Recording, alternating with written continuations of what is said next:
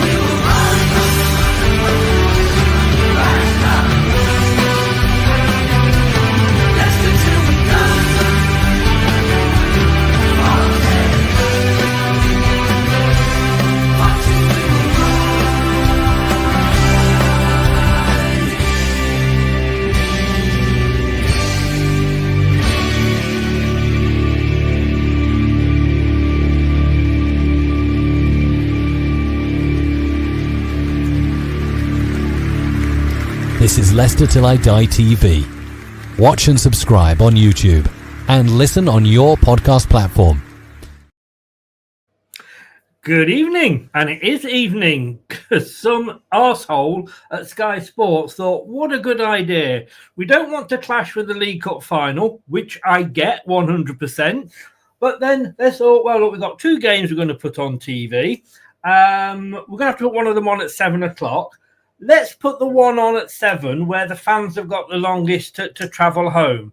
Now, I know what you're going to say. Well, Man United fans have only got to get down to London. But the game earlier, which was Arsenal versus whoever they were playing, Fulham playing Tottenham, they could, no, it wasn't. It was Arsenal-Chelsea, wasn't it? They could have put that on at 7 because you're just going to get the tube home. Do you... When you apply to go onto the FA board, do you have a wank off? And only the biggest wankers get onto the FA board or the Sky board? Because obviously Sky are full of wankers as well.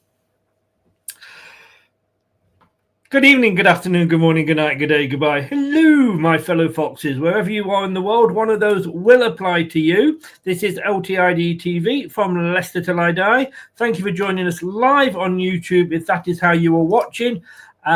If you're watching on the catch-up, why? But I thank you for watching on catch-up. It is Leicester versus Man United for the 100th time this season. Unbelievable. Gray is in. Hi, Gray. He's back with us again. Hey, mate, I tell you what. Been drinking? Have you? Have you not been drinking today? Last week he wasn't here. A bit of hangover. And I've got to say congratulations to Newcastle. They've just won the Carabao Cup. So well done to them. Maybe that would just... I love Geordies, but it'll just keep them quiet now. Hello, says Blue Fox from Canada. Ronald McDonald is in. Shane is in. And Paul is in as well. Just a few early hellos. Before we get started, let me say this is like I said, the watch along. Why do we do this to ourselves? I have no idea. I really haven't.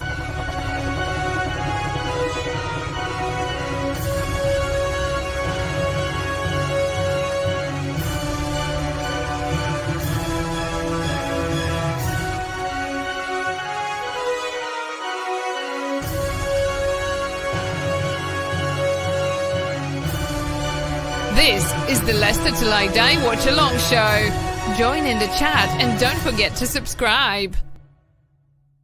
I will love it if we beat them. Love it. There you go, just for you Scousers. Sorry, couldn't resist. I thought you were doing so well this season. You're going for this many cups and this many trophies. That's two you've lost out on in a week. I'm not laughing, honestly. Kate is on the way to the ground. She'll be joining us for a post-match chat. But let's see what she thinks of the team. Hey, been a while. Team news. I'm glad to see that it's the same back five that played Chelsea, especially Thomas getting rewarded for a decent performance and getting straight back in. Just want a goal. That's all I want is a goal. Obviously 9 points adrift now of Wolves, thanks to Southampton not doing anything yesterday.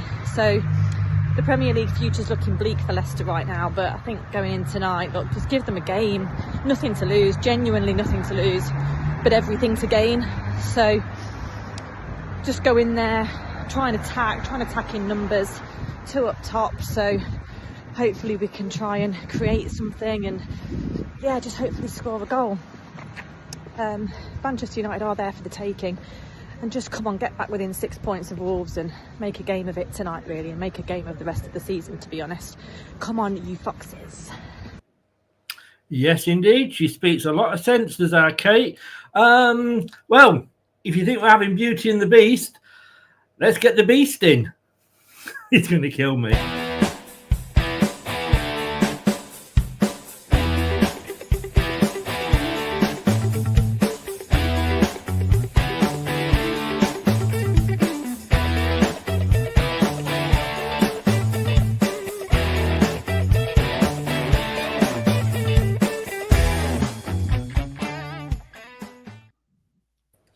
Thomas, young man, how the devil are you? I'm okay, mate. I'm not too bad. I think you wanted to say a handsome beast waiting on the other end, didn't you? That was the introduction you really wanted. Sorry. I must have. I've got the wrong card here. I do apologise. Not a problem, mate. That card I needed. Prashant says, "Hello all. Are we ready for an exciting game or a bum slapping? Is anyone feeling positive?" Said Blue Fox. Paul, at least it's only Sunday evening. Yeah, it's not going to ruin our whole weekend. Excellent point, Paul. Excellent point. How's your Sunday going? Well, up until 7 p.m, it will be going okay. So fingers crossed that it stays that way. Look, I've put it across the bottom there, Tom. 543 minutes since we last scored a Premier League goal. And in all that time, we've only ever scored one, which was against this lot in the FA Cup. That is utterly, totally embarrassing. And I know we've got gone two up front again. And I wish somebody would tell the BBC, because the BBC are still showing to just 3-4-2-1. No BBC.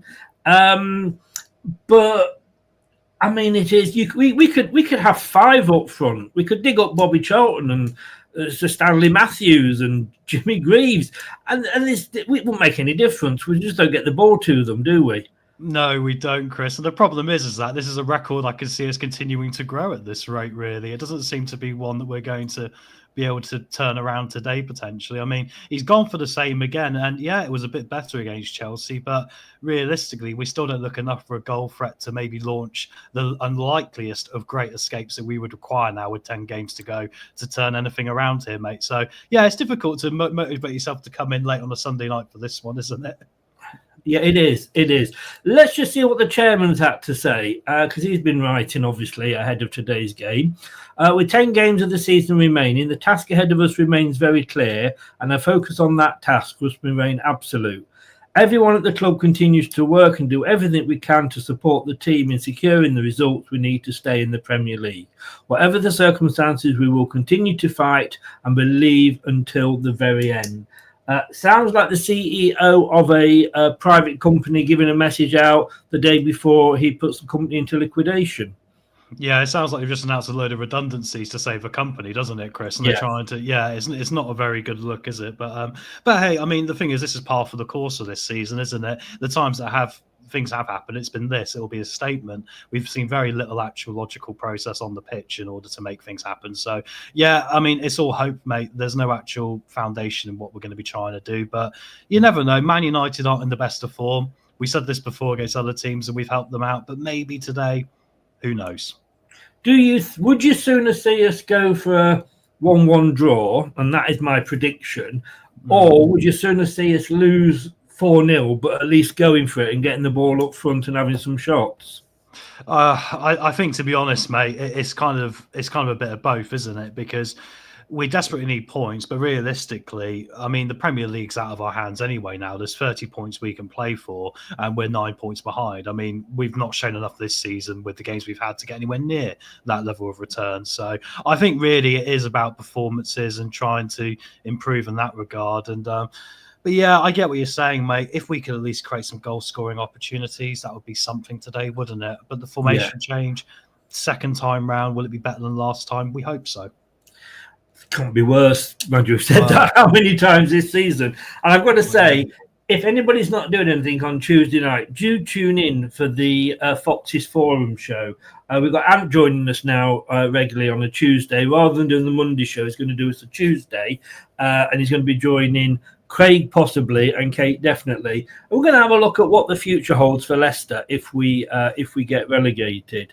We don't even look like scoring. No, we don't. I think scoring, if we score, we would build confidence and energy going forward. The only thing I think, and somebody said this before, that what could happen is if we were to get something somehow from this game, it might make Wolves just go, hang on a second, because it's not like we're playing Southampton. We're playing Man United, who have beaten us 3 times this season.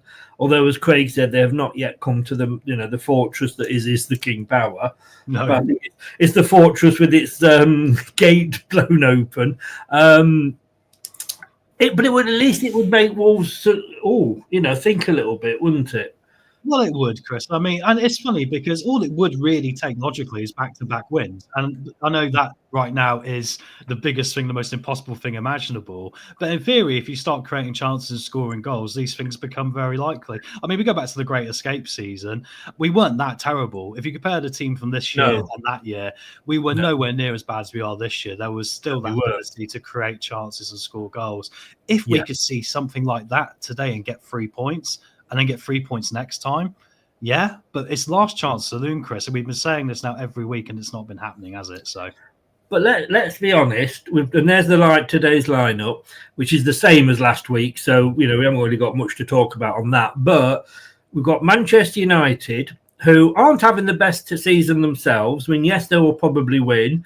And I was actually talking to Rich, the Man United fan, in the preview on Friday night, and I was saying, is their season more disastrous than ours compared to what you expected at the start of the season?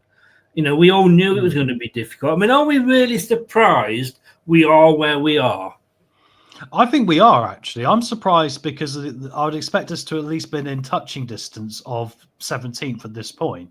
I think that was the least we should have expected at the worst. And we're not in touching point, mate, And you go to Manchester United. I mean, Manchester United's season really now depends on Europe, doesn't it? They need to get European football for next season, which they're not going to get in the league. So really today's kind of irrelevant to them. They got to go and do it in Europa League. But yeah, mate, they are a Europa League team ultimately right now. And if it shows you how good the Premier League has been this year in some ways, the fact that we could be expected maybe to get something here against any other side right now, because they're one of the more susceptible ones. But realistically, mate, it's still night and day, isn't it?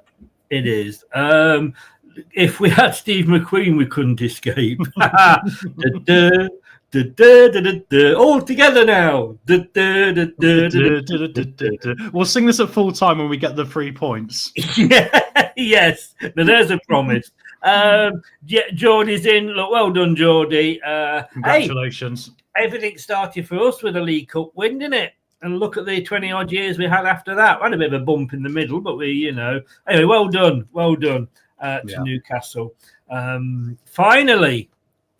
Finally. CC. Finally. Anyway, I'm off. I'm in radio mode. My worry is, look, we're still not seeing Edouard, and something's gone on there. Maybe he said he never wants to play for us again. I don't know. But what the fuck? I mean, you've got Daka, who had no shots on goal last game. As you remember, I know you didn't do the thing, did you? But he had no shots on goal. Vardy had one. Whether that's because we're not getting to the ball to them, quite possibly. But what the fuck? Why not just stick him in? What have we got to lose? At least he might just, get the shot on. Or even stick Dakova Reed, because at least he knows how to get in the box. Or can we at least put one of the young strikers on the bench, perhaps, like that King chap, or can we put Monger on the bench? Don't be silly. This is Ruud van Nistelrooy. He'd say he's going to do it, and then the bullshit would appear, and he wouldn't do it. But this is the point, because if you want to change up top in this game, because once again, Daka probably won't do a lot, or maybe Vardy's going to have another day where he's not doing a lot, who are you bringing on, Chris, to replace them? Bonotto? He's not really an out-and-out striker, is he? Well, no, that was my argument in the cup final. Daka got injured. No Vardy because he was injured, and we brought Buenete on up front, and he says he's not a striker. I suppose technically you've got Ayew and you've got Dakova Reed, who are basically our strikers. Although again, Rude insists on playing them on the wing. But look. So those are the only ones, and let's be honest with you. As much as I take a piss the fact that they are sort of 30 plus, at least they've both scored goals this season. Well, this is true. It's funny, isn't it? It shows you how bad it is that they've been getting a higher amount of criticism, Chris. But actually, the two of them have probably scored most of the goals this season. Yeah. But it's going back to the bench again, Chris. I mean, the team itself, this is really patching together the best of a bad bunch. So it's not inspiring, particularly to the highest degree anyway. And you look at the bench and I go, if we're in trouble here, there's only one player I can really look at and go, he might do something. And that's Buenete. I think the rest of them are going to be 5 out of 10s. They're not going to increase any energy levels because we had opportunities this year for players to come off the bench and increase energy, and it hasn't happened. The club's just flat. Totally. I want to come back to this because I'm sure Brad will on Monday when we do the review. Bloody left wing in a right wing position again. Why did we bother buying a right back? And where? That is a very good question. Where the hell is Ricardo? Yeah, Ricardo's not even made it on the bench, has he? Which is remarkable because everyone was so excited to see him as well. And you think, a bit of experience in a game like this, Chris, later on, if we were to luck ourselves into a 1-0 lead, I'd say Ricky P, someone you want to bring off the bench for that bit of experience. So it is baffling to me. It's almost like a decision you make for Ruud van Nistelrooy. It takes about 3 weeks to register. Up, mate. I've just seen here, Ricardo injured. Oh, for goodness sake. How? I don't know. He probably woke up, farted, and put his back out. Let's have a look what it says here. Muscle injury. Oh, dear. Wow, what a mess we've become, Chris. We can't even get them back to full fitness now. They get fit and they get injured straight away. Remarkable. I tell you what it is. We've obviously got Harold Shipman as the club doctor again at Seagrave. It must be. This must be why we're playing so bad this year, Chris. Is can we keep them fit enough to run on the pitch? Well, do you remember we had this problem under oh my God, we've had that many managers recently. Under Rodgers. Under Rodgers, yeah. There was more injuries at the training ground than there was on the pitch. I mean, how many minutes did he play? Yeah, I know exactly. It was about 15. And also, hasn't this all started since Dave Rennie left? Yes. This is where it's all started because Rodgers is the one who got rid of Dave Rennie, wasn't he? Yes. Yeah, it was. Before then, we had no problems. They're just looking at the 14-15 season. We had 19 points after 28 games. Exactly the same. Oh no, we had 2 points more. Yeah, and we had a game more as well. And we had 7 at home out of the last 10. Yes, yeah. Look, you can't compare, can you? But again, so we've got no Ricardo because he's injured. Who knew? I mean, what the fuck? Just if it means moving back to Beaver Drive, move back. If it means crawling on broken glass on your hands and knees, top, get what's he called? The football director. John Rudkin. Yeah. Get John Rudkin's dick out your arse top, get on your knees and go and crawl back to Dave Rennie and say, will you please come back? It's bonkers, isn't it, Chris? It really is how the club has sort of just gone like this. And we're here just going down the river with it, getting splashed, wondering when the final one's going to be. And it's just so uninspiring, isn't it? I mean, the only good thing is at the end of this season is we're going to be in a position where at least a lot of these players we will never see again because they'll be leaving. And that will probably be for the best because we need some reinvigoration in this entire football. Well, the problem is that we're going to be losing, I think, Hermansen and El Canoes because financially we'll have to. Yeah. But don't worry, Tom. Don't worry, because we'll still have Ayew and Dakova Reed with 2 years left on the contracts.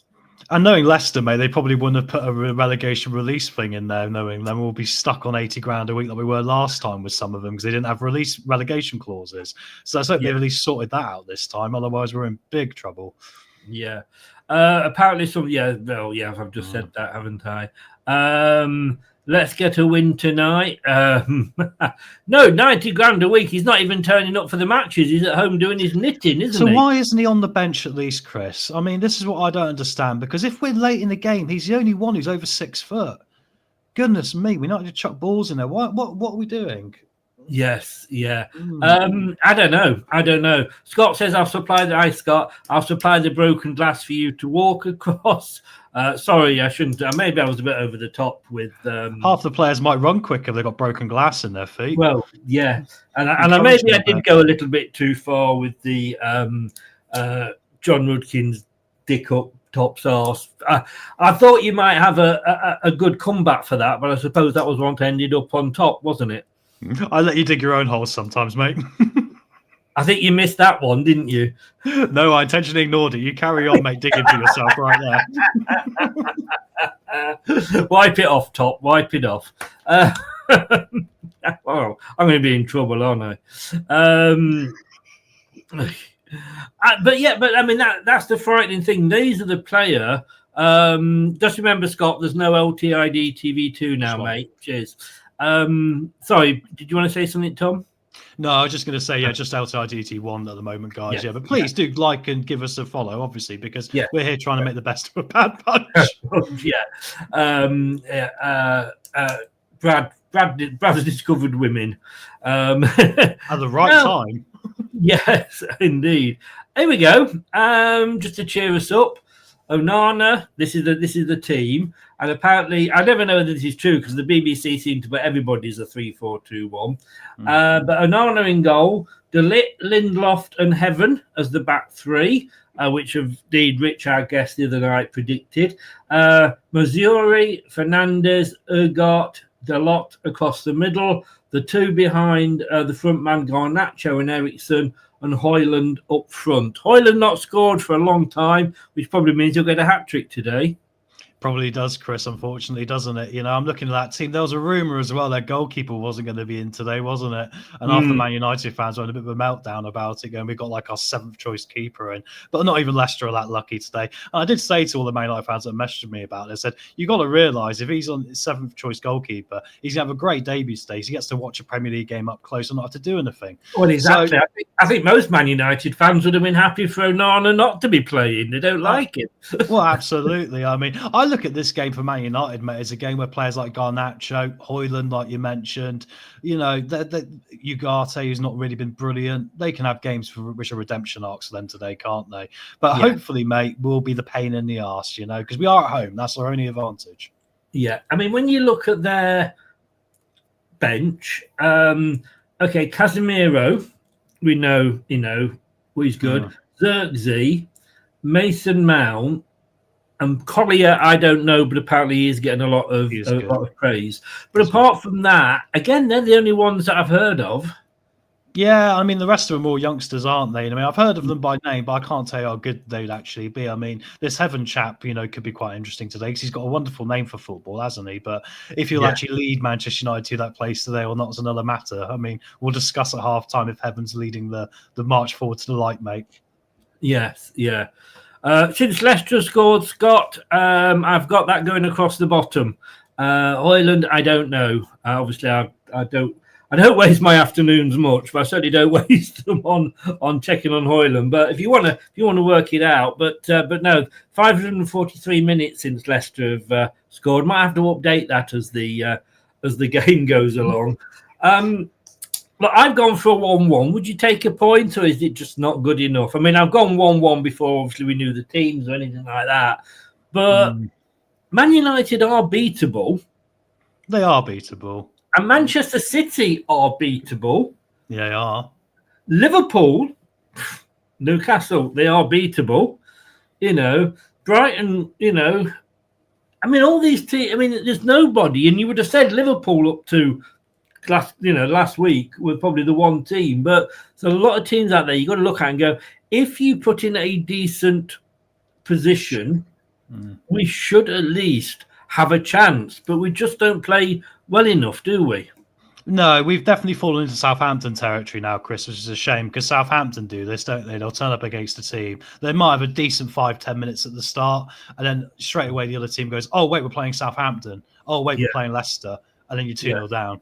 So I mean, I'm hopeful, mate, we can step away from that, Micah, because we are getting just like them now, and it is embarrassing. I mean, to go back to what your original point was, is a point good enough today? No. Is a win probably good enough today? Probably not. But what we want to see really is something which is a foundation of something better. Because the problem is, mate, at the end of the season, I'm in a position now where I go, well, I don't want to stick with Rude next season if we go down. I haven't got faith that he will make this happen quick enough. I don't want to stick with Rude whether we go down or stay up, to be honest with you. No, neither do I now. Neither do I. And he's taking so long to do anything, mate. I mean, I'm just expecting to see a slightly better performance than last week, and we'll probably draw at best, like you say. Yes, yeah. And I just lost my sound as well, which is great. No worries, mate. I mean, my prediction, I'm going to go for. Do you know what's funny? I was going to go for 1-1, but I'm going to go for 0-0. You can go 0-0. Well, I've gone 1-1. Yeah. There's the gap. I mean, I have put mine the gap, but the players are in the tunnel, so I will let you go, sir, and I will see you at full time. At half time. See you at half time. I'll see you at half time as well. Maybe we'll be happy at half time. Who knows? Who knows, mate? Fingers crossed. Hey, let's try and enjoy it, guys. Positive energy. Foxes never quit. Come on. Exactly. Cheers.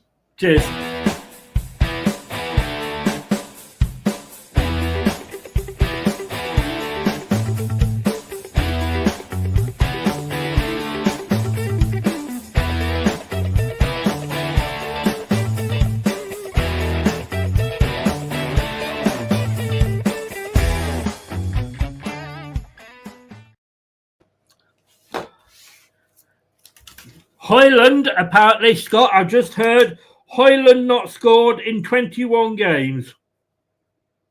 Wow. But Jamie Vardy is 1 in 12.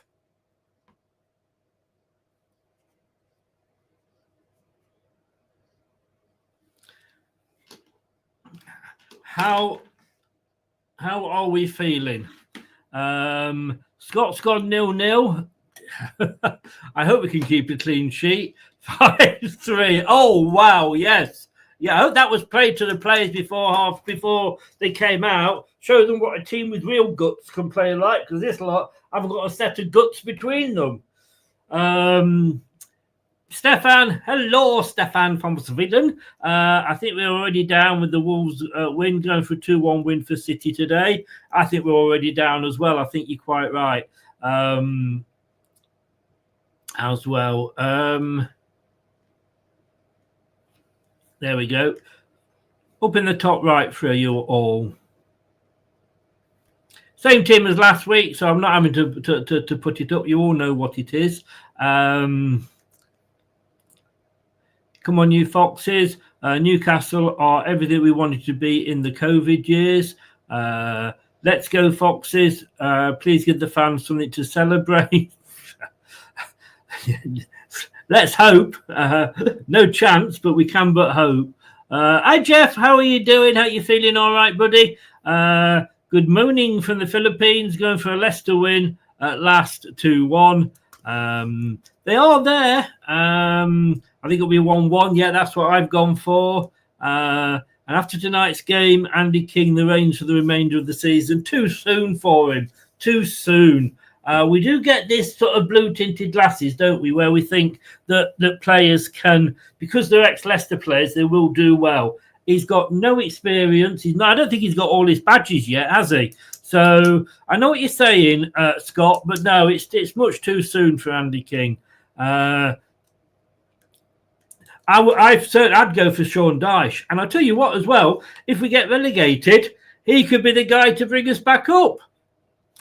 I don't care. I know it won't be a nice style of football, but as long as we are winning, and he'll get the defence sorted out. I'd put turn off that ground of my savings for Leicester City to win for £8,000. Is that today? Yeah, well done, Newcastle. Yeah. Now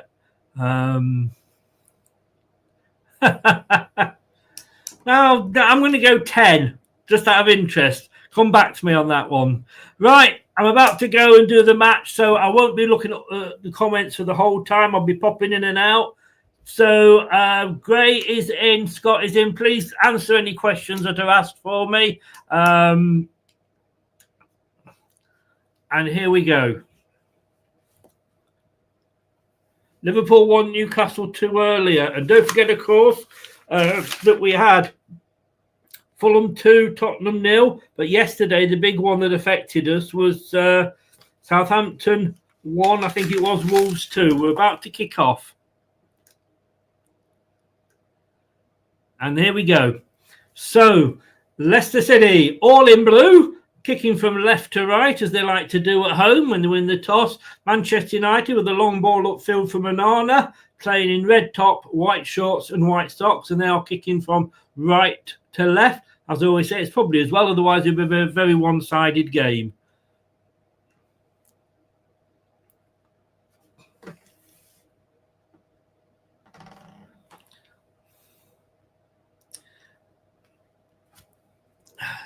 We're not going to have a great escape today.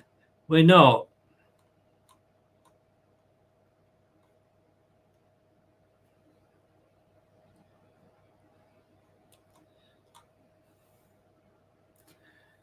So, throw in there from Dalot.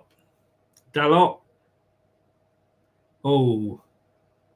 Hoyland. On the turn there, had a shot. Does that count as a shot? I think it does.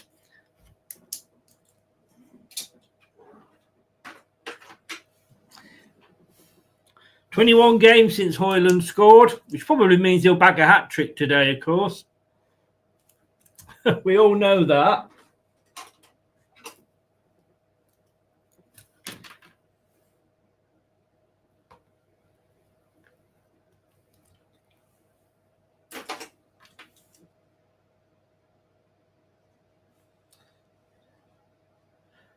So Thomas with a long ball up, but it gets cut out by Man United, but they're being a bit sloppy with it. Well won there. So Leicester come forward now, bringing it to the right here to Justin. He's going to pop a ball into the box. He does, but it's headed clear. It wasn't the best of crosses. Samari eventually waking up and realising the ball was close to him.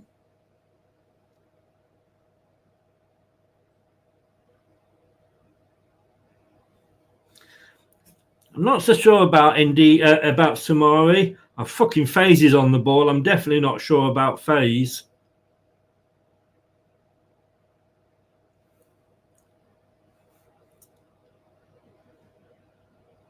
If FaZe was to get a hat trick, I'd say he's a decent player.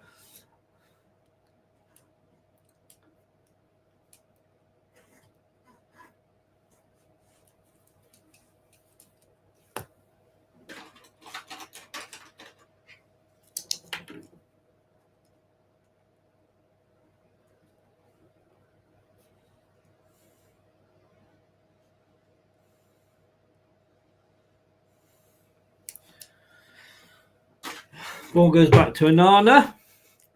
Playing it out of the back here.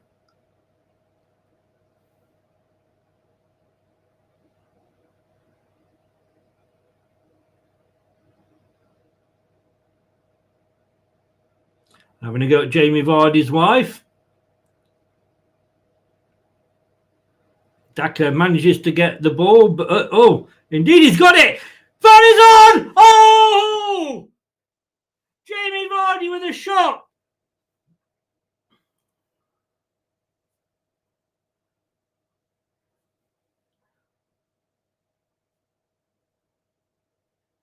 I mean, it was stretching, but it was a bit of it came to him, luckily, if you like. Wasn't the hardest to save. Onana probably made it look worse, but the corner taken short and messed up.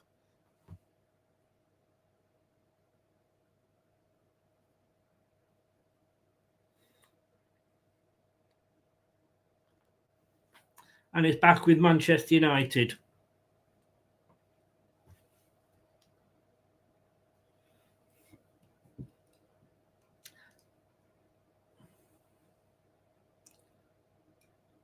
Christensen turning well, coming away with the ball. Gets a throw in. Well done, Christensen.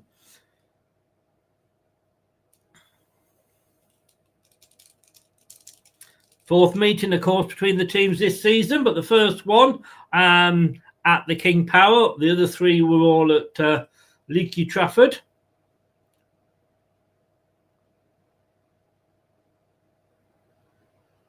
Luke Thomas, who's played well. He played well in the last game. In fact, he's played well in his last few games. There's a long throw into the box, but it's headed clear. Again, it goes all the way back to Mads Hermansson.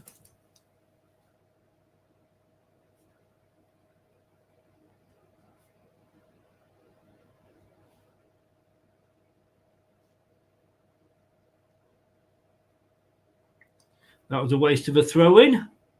And Man United have it midway in our own half. Chipped onto the outside here. Oh, Justin did well.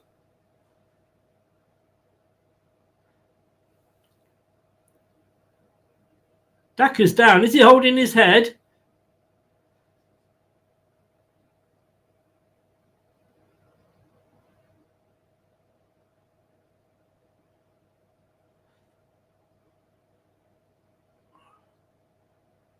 Daka went down there. The referee. Who's the referee today? Thomas Bramall. Like his pickle. It wasn't a head injury. He was holding his chest.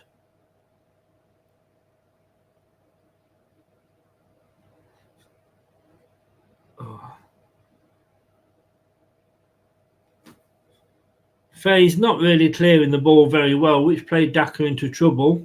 So anyway, it's a goal kick. Hermansson with the long kick this time up into their half. Oh, and that's a free kick. I think it was indeed he pushed in the back by Heaven.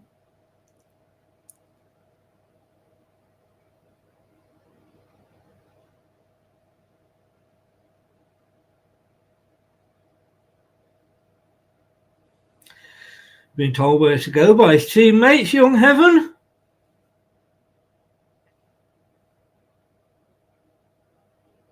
El Canoes standing over this ball now for this free kick. Faze is up there. Daka. Thomas actually takes the free kick into the box. Doesn't fall kindly for Leicester, and it's booted up and cleared by Manchester United. So, wasted throw-in, wasted free kick. Oh, El Canoes trying to be clever. Doesn't come off, and it's gone out for a Manchester United throw-in. 7.5 minutes gone. 0-0.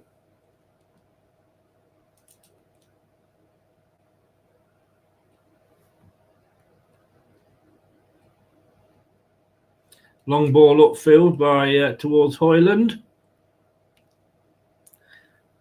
Connor Cody goes in, lets him know that he's there, as they say. Others would say fouled him. I'd like to say let him know that he's there.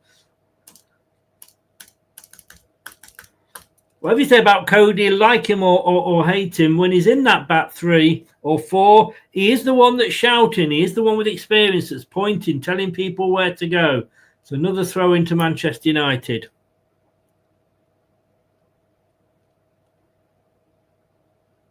Faze heads it from the Man United cross. But it's a shot from United, but it's over the top. For once, that wasn't Faye's fault. He headed it clear. Decent clearance, but it did fall to a Man United player to have the shot. But it was high wide. No, it wasn't wide. It was just high.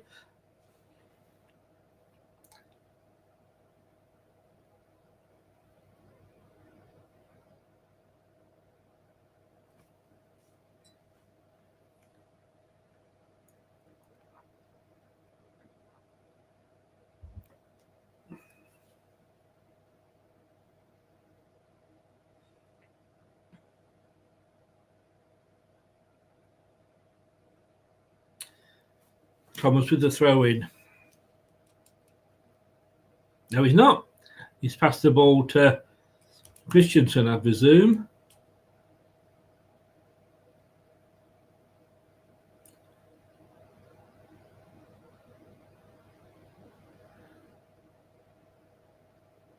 It's up and under.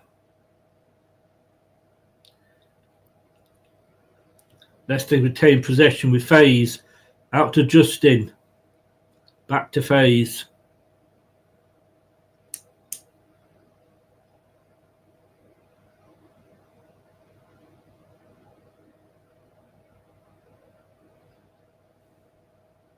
Oh, ball given away very easily there by El Canoes.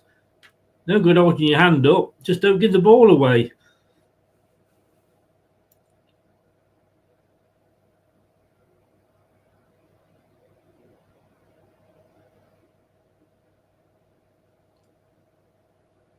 And United trying to get clear the lines, and they do. Indeed, he tries to stop them, but he can't. And Man United coming away now. Got a player loose here on the left. Can he get the cross in? Yes, he does, but no, he can't. It actually hits Justin, but they've still got it, Man United. And a long shot from out. I'm not sure who that was from there.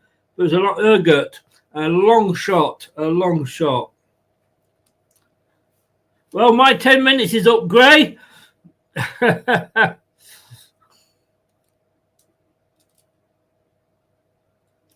Prashant, that is a very good point. Very good point. I like that. But yeah, my 10 minutes has come and gone, Gray. So yeah, I don't get the bottle of gin that was going.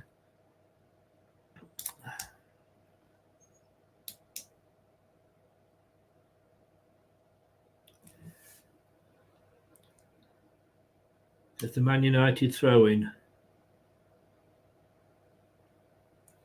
On the far side, it's going all the way back to the defence. Will it go back to Onana? Yes, it does.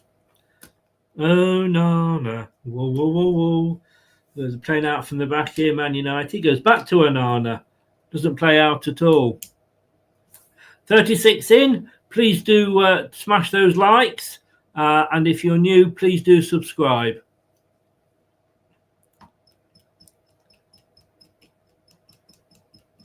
Onana still got the ball. Finally boots it upfield into the Leicester half. Thomas gets a good header. But Man United give it away. Well, actually, I've got to say, Faze, well done there. No, he gets away with that challenge, the Man United player. I was about to say Faze did well there. He really sneaked in and nipped that ball off the Man United player. But they're coming at us again. The moment it is all Man United.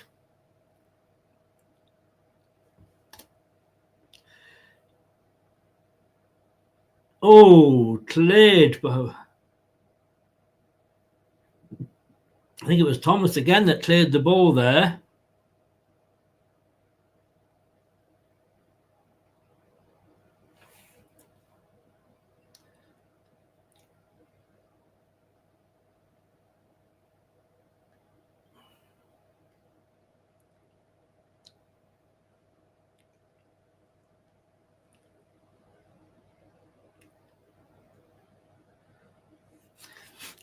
We'll be talking on Tuesday if Nisseroy is the manager to take us forward, whether that's staying up or going down. Or will he walk? Basically, he's walked a couple of times, or he's walked at least once. That's probably been a little bit unfair to him.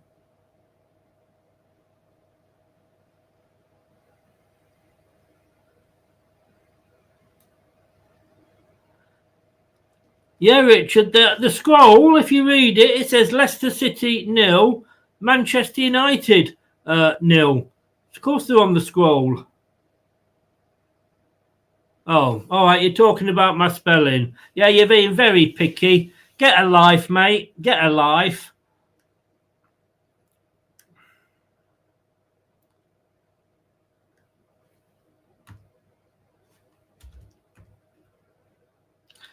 That's the only problem we have all game. I'll be very, very happy. I love when people say, I don't want to be, as in I don't want to be picky, but I'm going to be. Never a problem, Richard. I'm only biting back. Don't worry, mate. You take care. Hope you're well. How you doing, sir?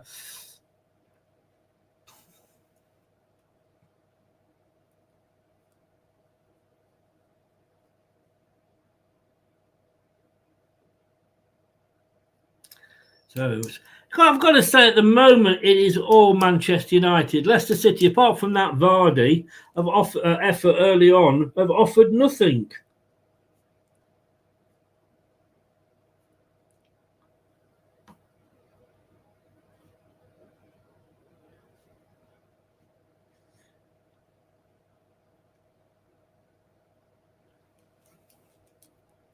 Let me just check the stats.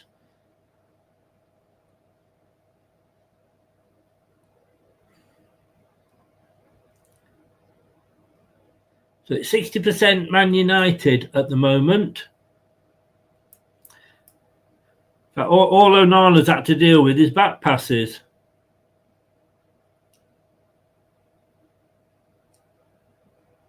Hi, Saint. Hi, Ash. How you doing, mate? Hope you're well.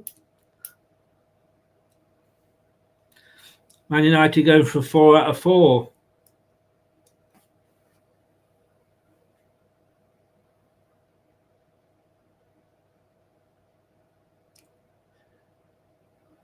Oh, for fuck's sake, referee. You're giving that one, but you didn't give the Daka one earlier, you plonker. This isn't at Old Trafford, by the way, Mr. Referee.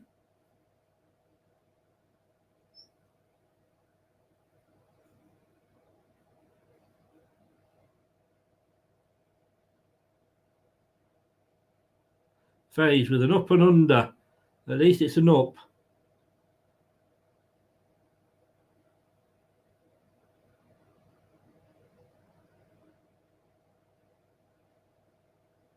And it goes all the way back to Manson.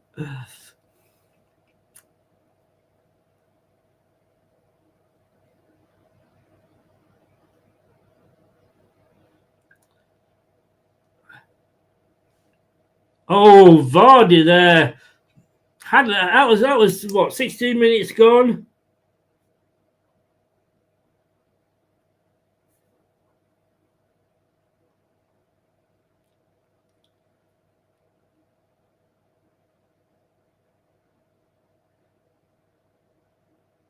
Oh. Looked like I mean, he didn't, but it looked like he had handled it. Oh, Faze. I can't believe I'm saying this. Faze has had a decent first 17 minutes.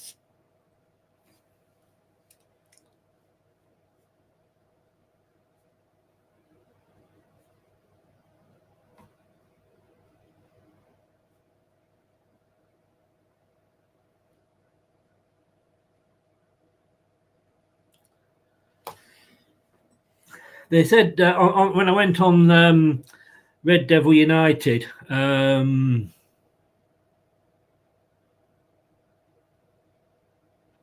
when we do Ash, it's a bloody good one. Yes, I am still hanging on that 5-3, and I probably will do till the day I die. Cheers, Ash. United corner. Apparently United are very susceptible to corners, but this is one that they've got against us. We're just susceptible with anyone.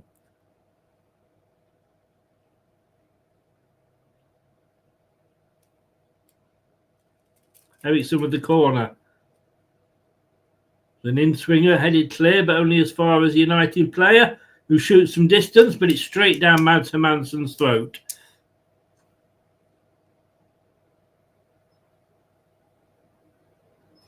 We did say, but when we played, in fairness, when we played you on there, it was only after that we started being rubbish. You were about the 4th game of the season, and I think we'd only lost one. We'd drawn a couple and beat you, and I think we just thought we were prime time Brazil at that point. A ball over the top by Leicester, but going to absolutely nobody. Indeed, he goes after it, but gives it up.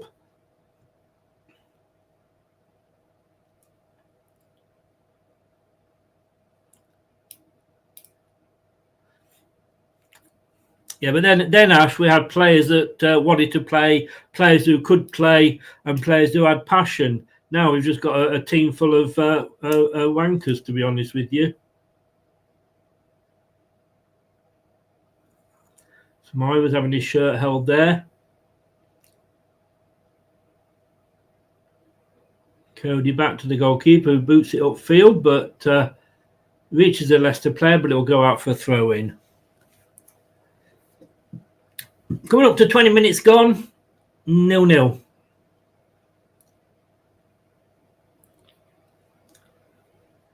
Earlier on today, Arsenal beat Chelsea 1-0. Fulham beat Tottenham 2-0.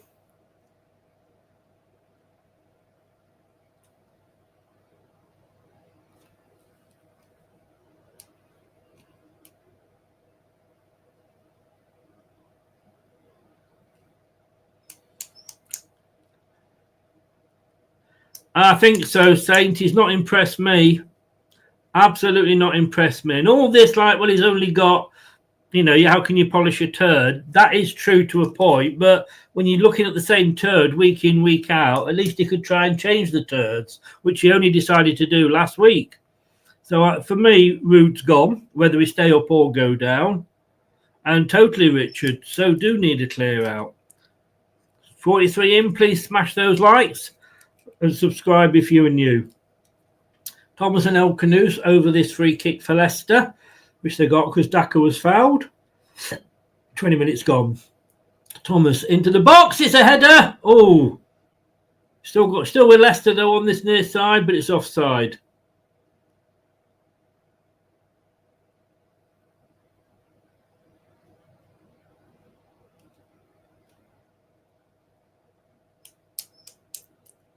Give me offside from a free kick. Come on. Oh, my God. No. I'm sorry, Mr. Linesman.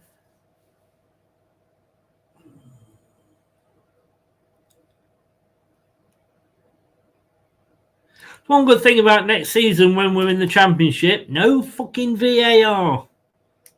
And yes, we'll still moan about decisions. Of course we will. I tell you what, the standard of refereeing in the Championship. Oh, here we go, Man United coming away into the box. Cross into the box. Headed clear by Cody. Oh, there's a shot there, but it hits Samari. Man United still have it in the box. Don't do any silly tackles. Don't give a penalty away. Wide now. The cross the ball comes in. Oh, and all the way through. And it's a clear by Justin. It's a corner. Yeah, the standard of officiating in the Championship is a lot better than the standard of officiating in the Premier League.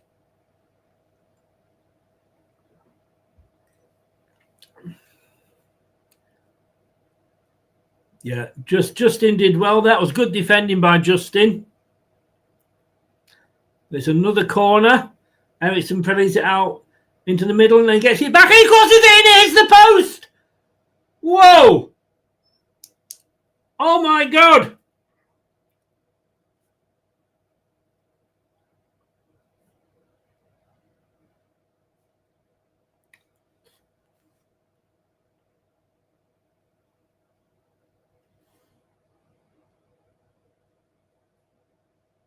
That was an effort by Ericsson. It really was.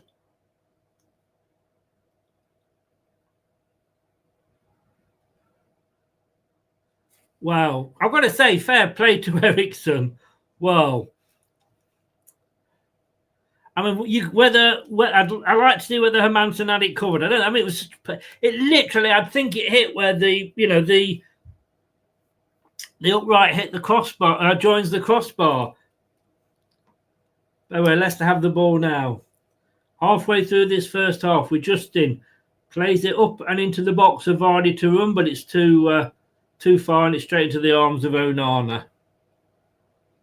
Let's just have a look. It was a corner that was played out into the centre. He got it back. He chipped it up.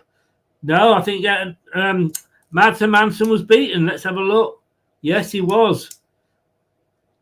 And Render's face hoofed it anywhere. Got away with one there.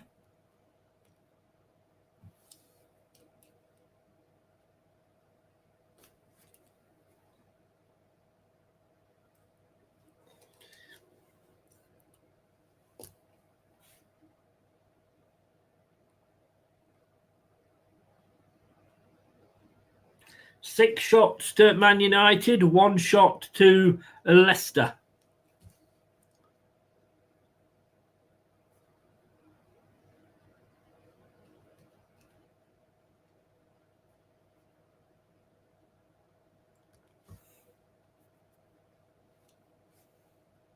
So Faz on the ball. Across to Thomas. Al-Kudus gets it, plays it back to Cody. We'll play it out to Faz on this near side. 25 minutes gone.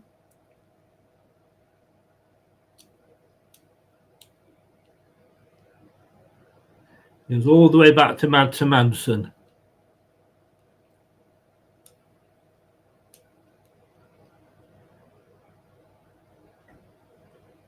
Daka. Oh, Daka had the chance there. He turned his player.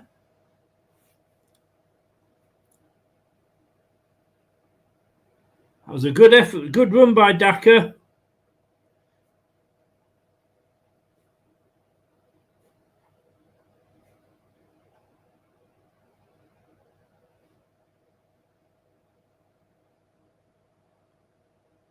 Last ditch defending from Man United. Justin's got the ball and plays it back to Wout Faes. Across to Cody. Just got the crowd going maybe a little bit. El Canoes now.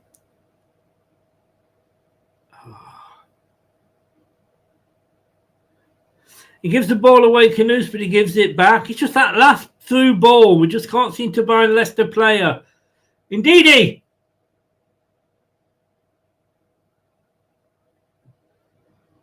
Daka couldn't really control it, Daka, but he fought to try and get it back. It is a goal kick to Man United, but Daka getting involved.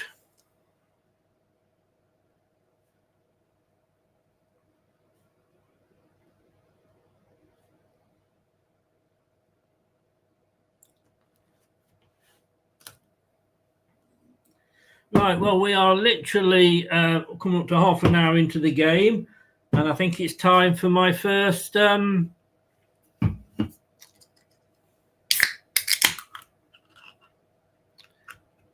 you know what? Leicester are battling. Cheers, everybody. Hoyland is completely open here. 1-0.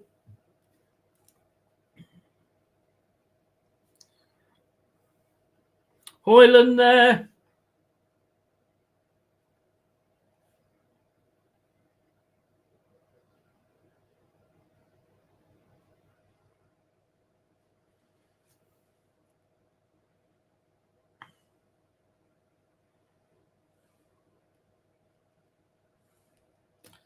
I mean,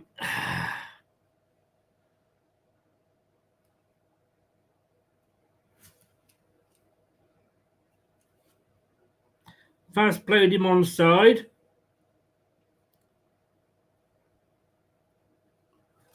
Well, there we go. That didn't. That lasted half an hour.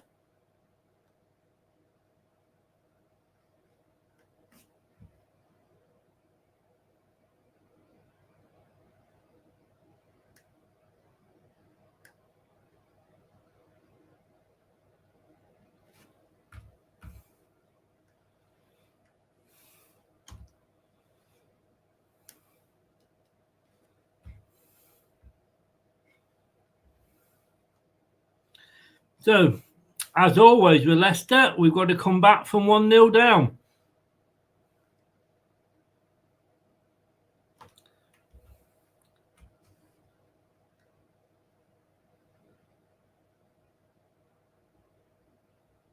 "22 matches, he was waiting for that.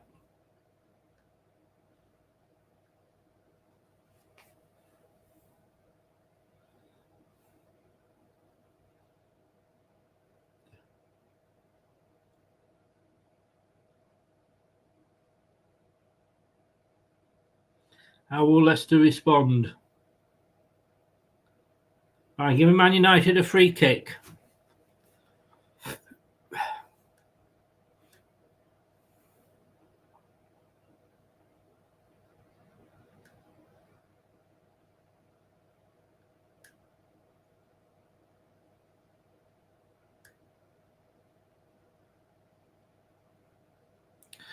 was a good effort. It was a good goal. I'll sack him at half time, mate.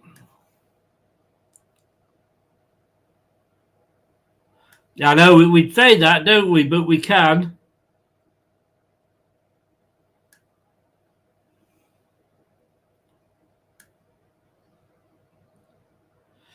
Yeah, it was. It was indeed. Did this referee not know we're not playing at Old Trafford?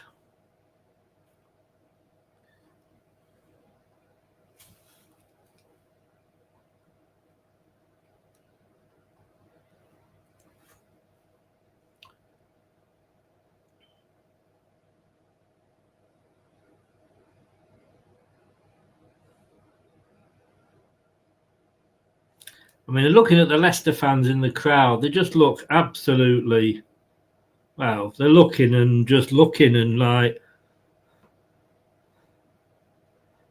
see more life in a graveyard, to be honest with you. And I can't blame them. They're just sat there thinking, what the hell, same old, same old. Justin on this near side. Gets the throw in.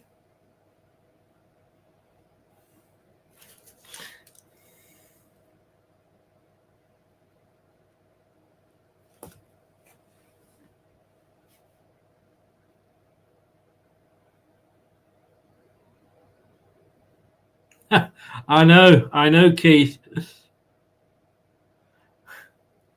Side Jeff. I know. I mean,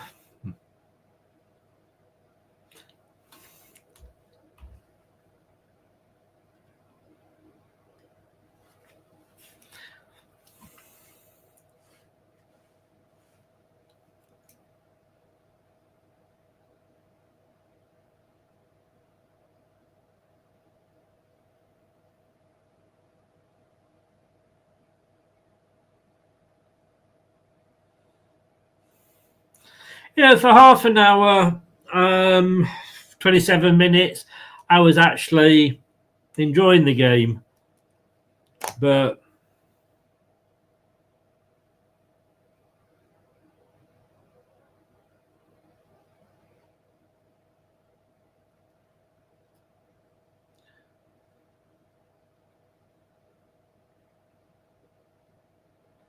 the yellow card coming here for a Leicester player.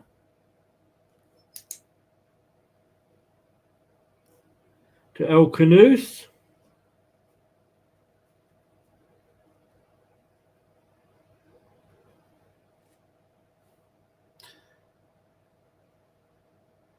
Yeah, I think that probably was deserved, to be honest. His third card of the season. All of them yellow. I mean, Manchester United have probably got their worst goalkeeper at the moment that they've had for years. And yet he's got nothing to worry about.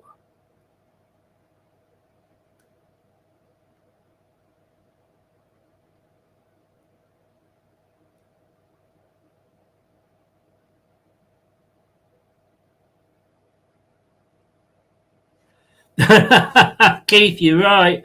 Pissed off.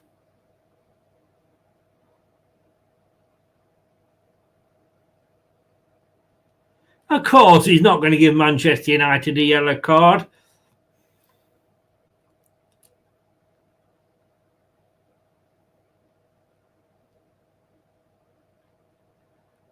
Referees as bent as a circle.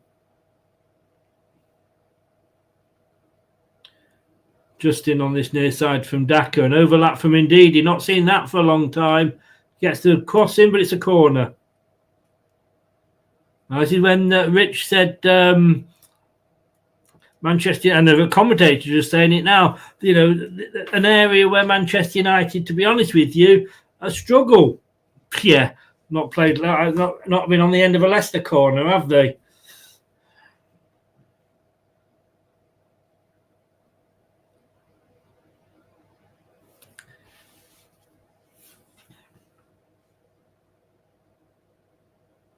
Canoes with the corner, headed clear. But nah, Man United deal with it easily enough and actually break away.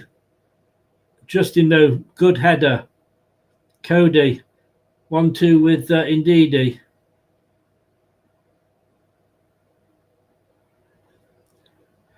Good ball to Ndidi, but he can't get the ball across, but it comes off Heaven for a throw-in.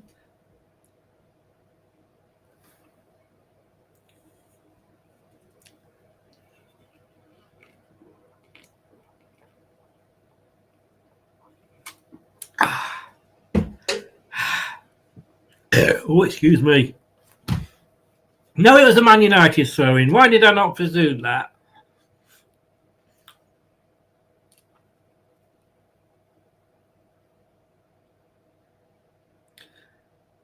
Man United fans singing away here.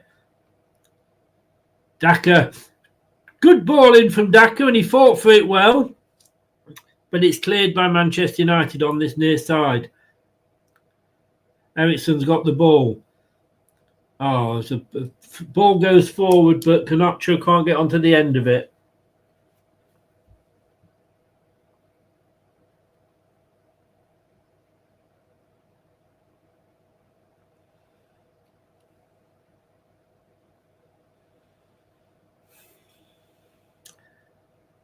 David Pleat, at least we won games under David Pleat, unlike Ruud van Nistelrooy.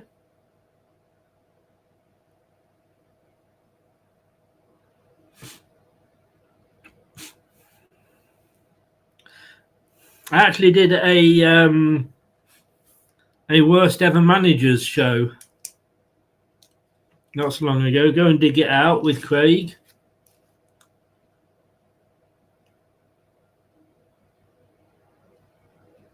Cody back to Hermanson. It's being closed down. Kicks it upfield.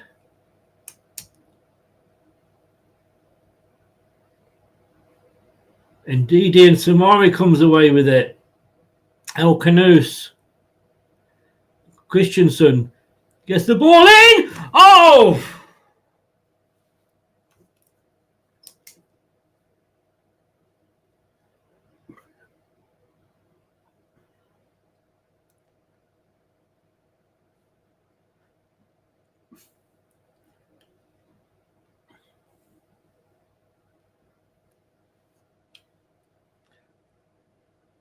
Oh.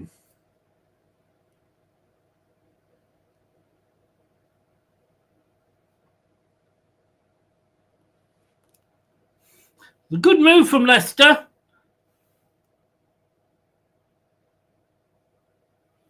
Indeed they are. That was Holloway. But I've got to be honest with you, Keith. Again, you know, how much of a knob was he? Because he was able to get Blackpool in the Premier League. So he wasn't that bad a manager, was he? And I think it's a bit like you could say the same with Ruud here. All right, you know, he wasn't the best, but he couldn't polish a turd. As you could argue the same with Ruud now. But yeah, Ian Holloway, don't think he was particularly a bad manager. If you can get a team like Blackpool into the Premier League, Craig, you do a better job. The players wouldn't come out after half time because you'd have the half time team talk going on for half an hour. Anybody who knows Craig will know that when he starts talking, you'd be telling the players at half time about bloody what's he called? Oh, I don't know. Somebody and his dog. Harry Redknapp and his dog. You'd be talking. They said that we'd be getting fined week in, week out for the players being.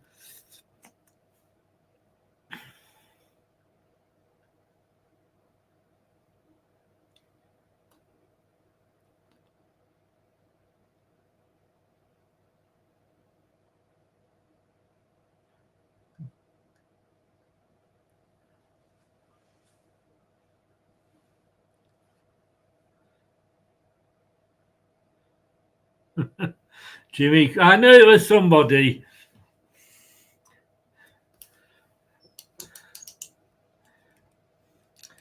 "39 minutes gone. Nearly at the end of the first half, folks, and we just got 45 minutes. I mean, if we lose this, we're down. I know we're not mathematically down, but we're down. 9 points behind Wolves. We're not going to make that up.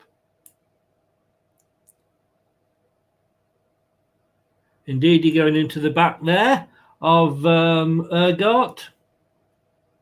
Or was it Haven? Haven, I think it was.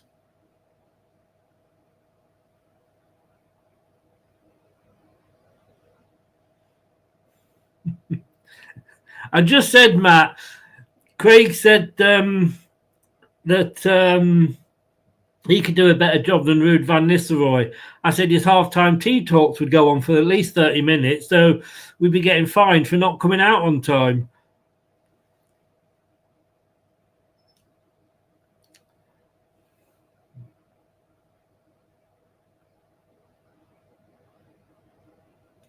Shot from Fernandez, but it's high. Very, very high, high, high. For any Eurovision fans, low, low, low.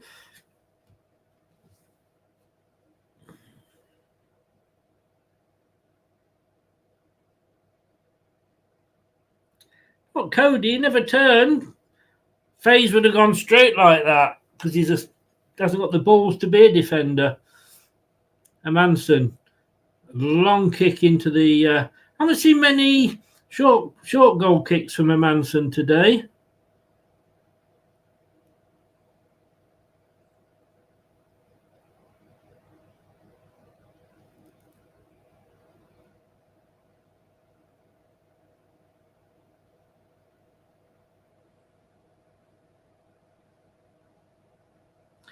Oh, Sumari, nice touch from Sumari. Out to El Canoes, just next to him. He's tried to do too much, El Canoes. He goes all the way back onto the halfway line, and the attack is over. The attack is over.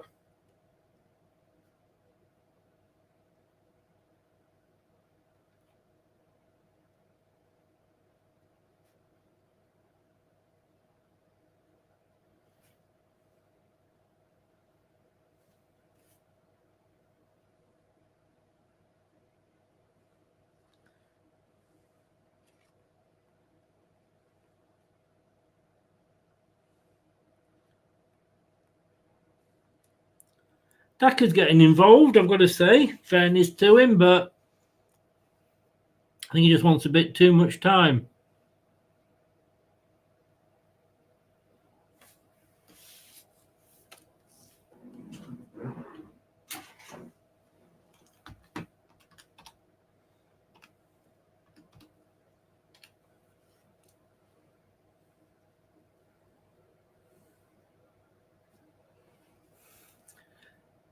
Oh! Oh.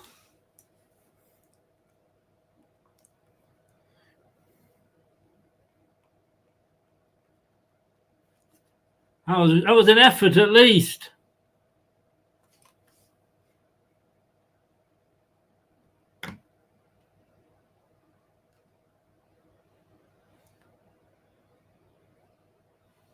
That would have made it interesting if it had gone in.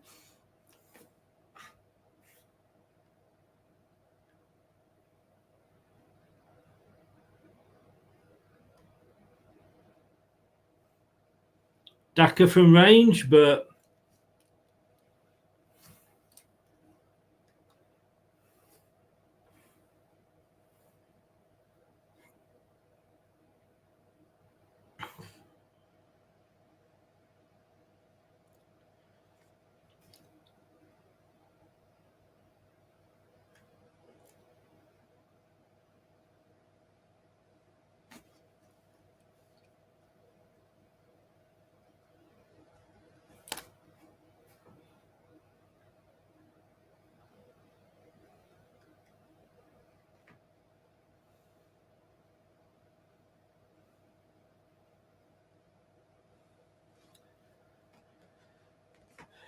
coming up to half time, just waiting to see how many minutes. Hopefully there won't be too many minutes added on.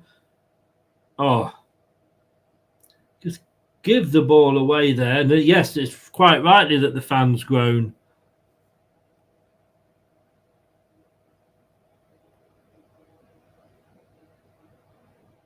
Can't be much stoppage time.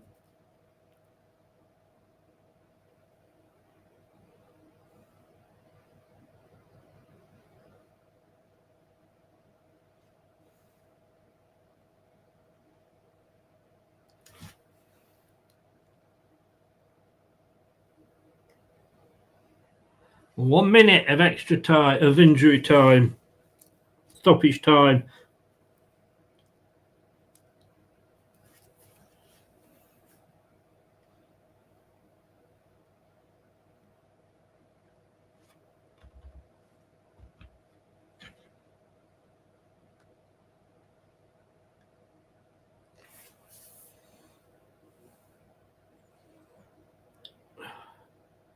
Throw into Leicester. Justin, Vardy. Justin loses it. Oh.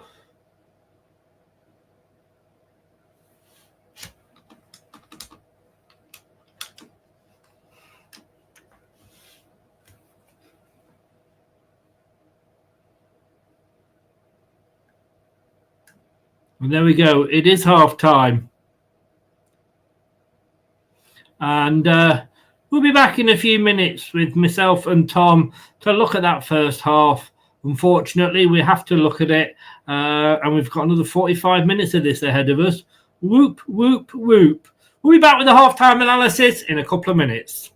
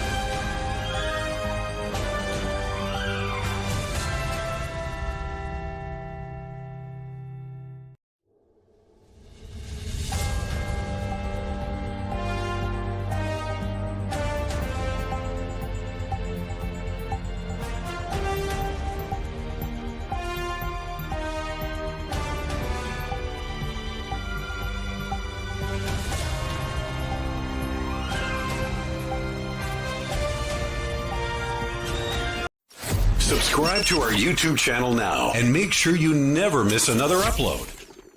Leave a like now. ring the bell, and never miss another video. Tom. Yes, mate. What do you make of that? 589 minutes without scoring a Premier League goal. My word, mate. It feels the longest minutes of our life. Is it me or is it... It's not got any better, but now it even feels boring. It's that bad. I found that first half just so hard to watch. So little energy, mate. Just boring, slow, uninspiring. No wonder the stadium sounds half asleep as well. Are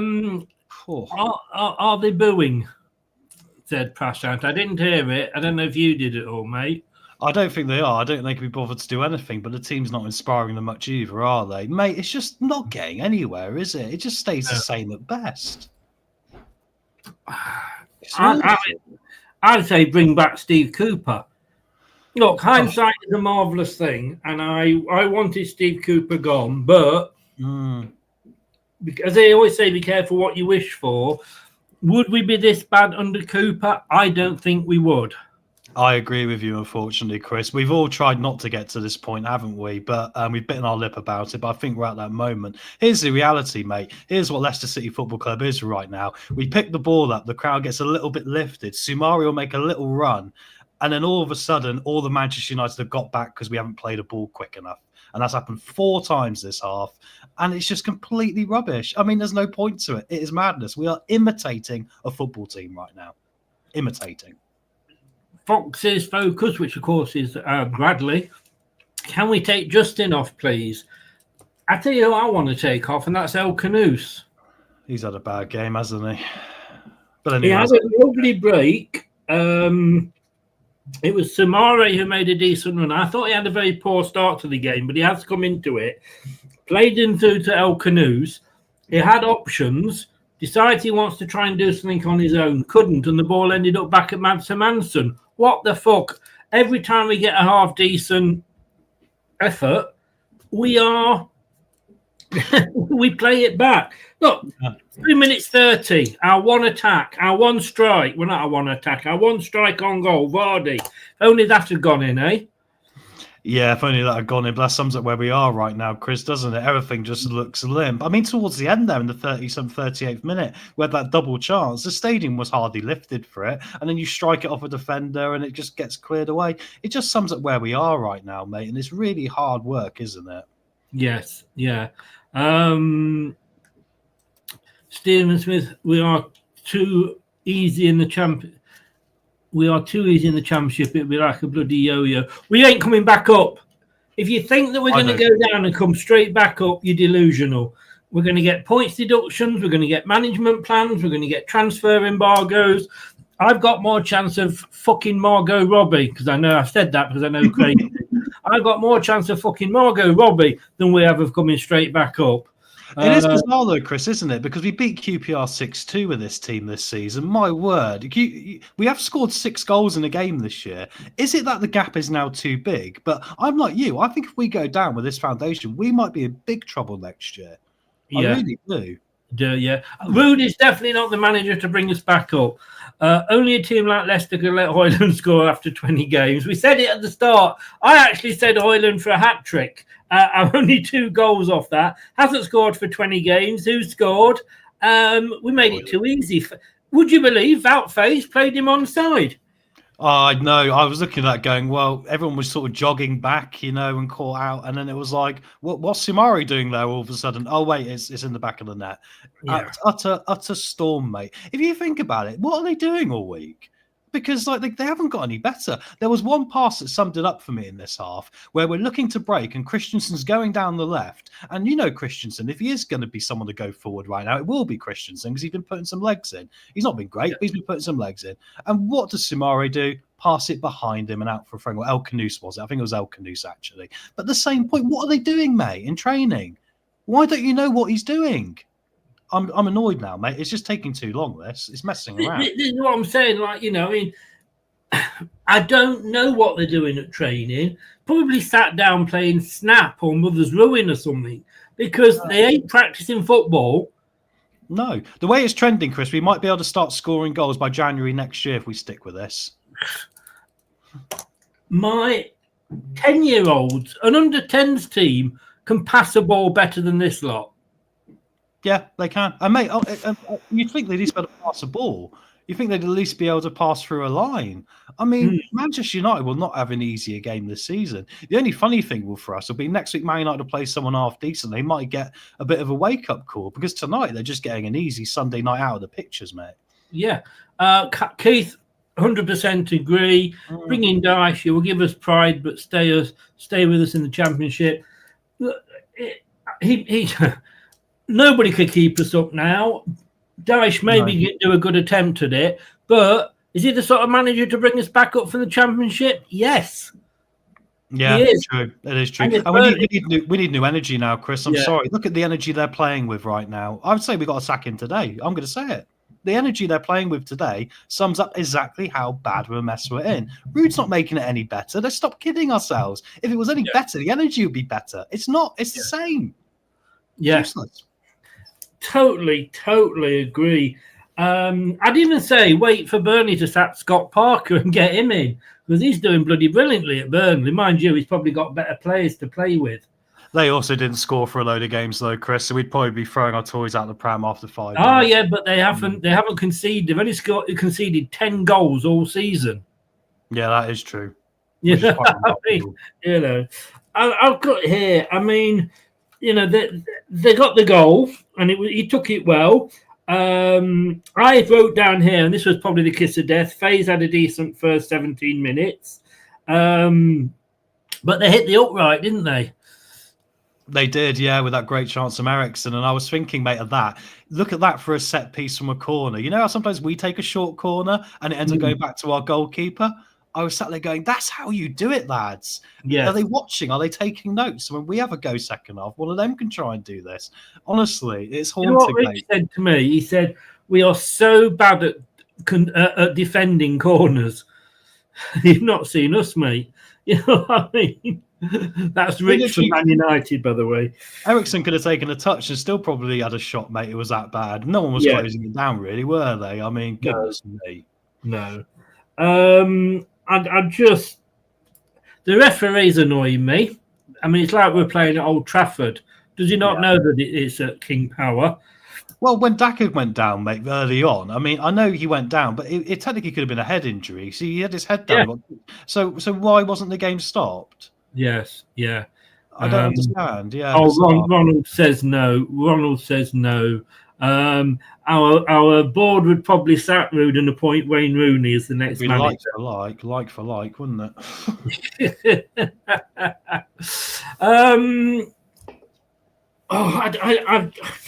I'm sorry. I just don't know what to say anymore.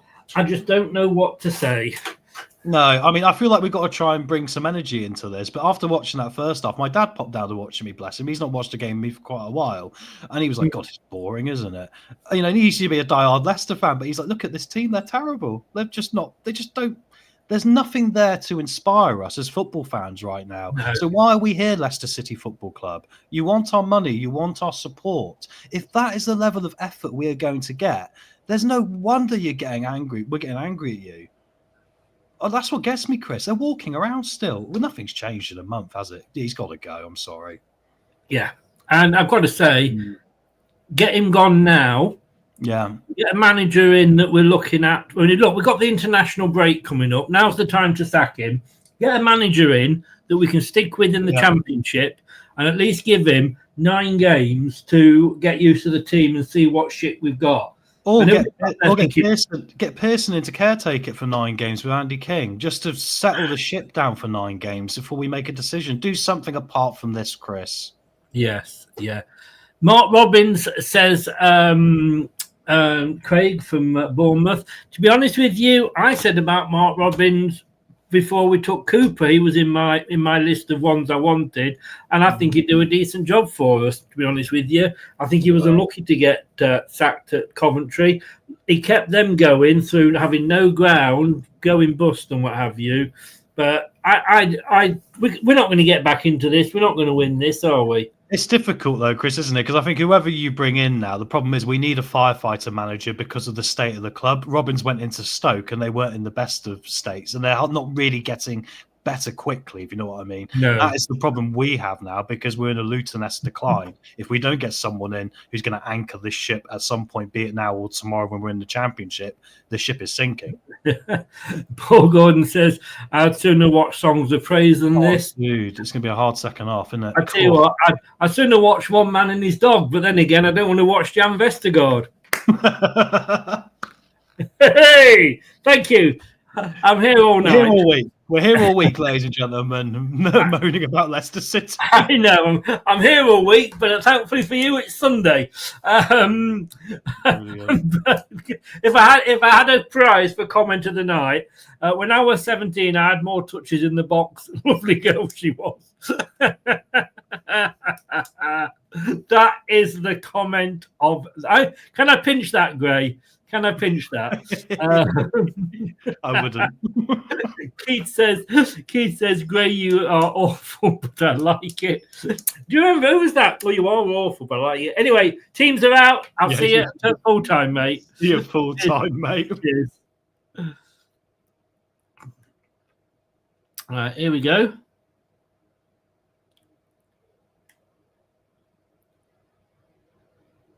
We're about to kick off for the second half.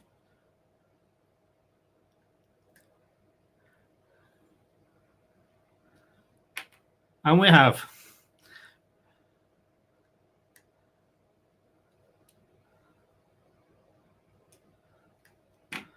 So, are we going to actually get a goal in this half?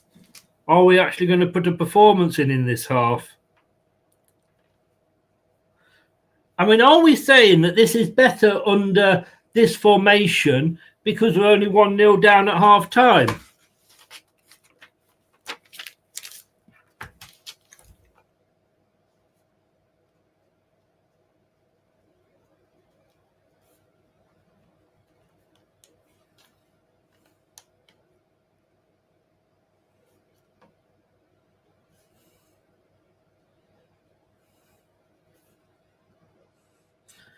So, Leicester, all blue, kicking right to left towards the Kop.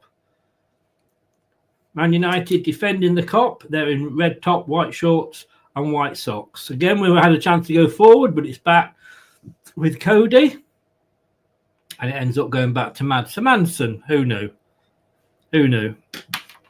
So, the tail of the tape is 44.5% possession in that half to Leicester, 55.5% to Man United, 4 shots from Leicester, 9 from United. 0.52 XG for Leicester. We've actually got a better XG for Man United, but we're losing. And we actually had more efforts in their box with 10 than Man United had with 9.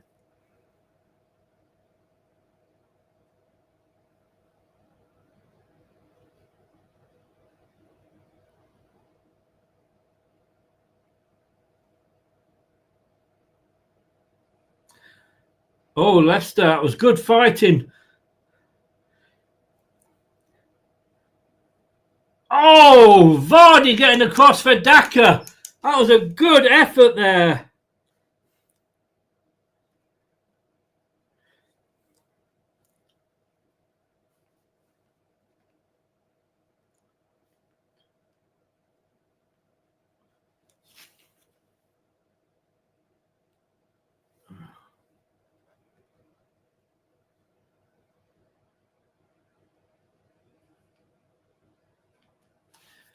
Oh, now.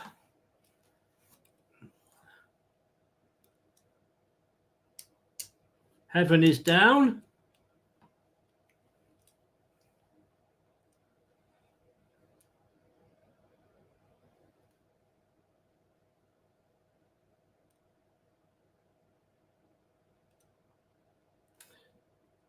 He's soon making this change. They made a quick decision there. I mean, they haven't got very many fit defenders, Man United. And they're just saying then that they may force Man United into changing formation.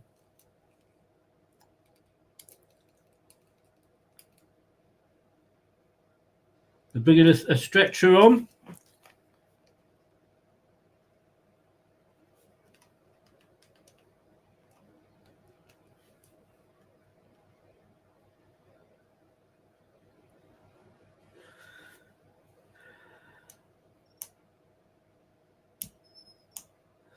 I mean, he did. He was very brave. He went in there and he actually ended up stopping Daka getting the ball.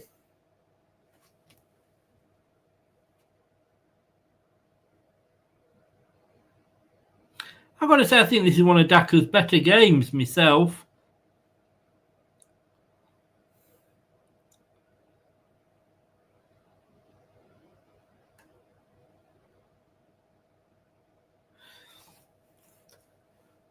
So Collier coming on.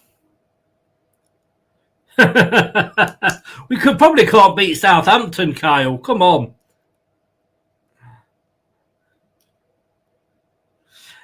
I mean, Gray, this season, to be broken, you've got to be good, and we've never been good.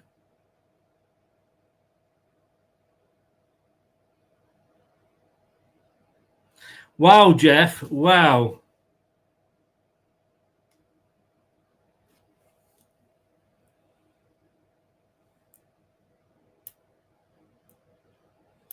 He's off the pitch. I don't know why we're not continuing. I suppose he's a bit too close to the pitch.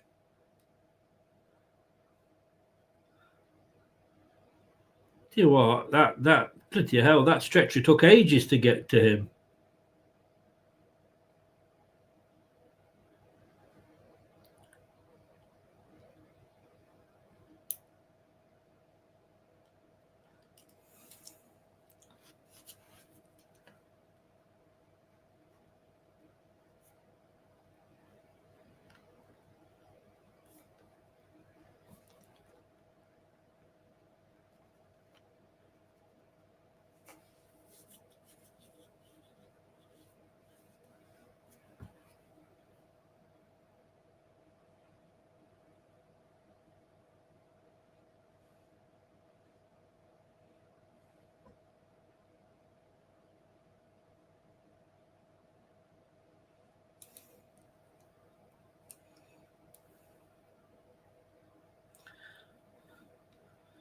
So they may hear Mazraoui apparently may be going to the back three instead of Heaven, and then Collier, I'm guessing, replacing Mazraoui in the midfield or going into midfield.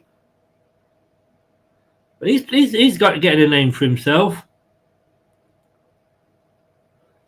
Ronald, that's bad.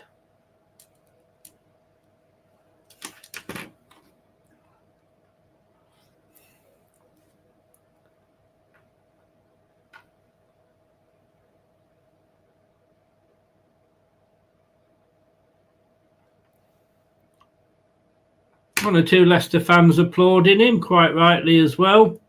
You don't see any player injured, whichever side they're playing for.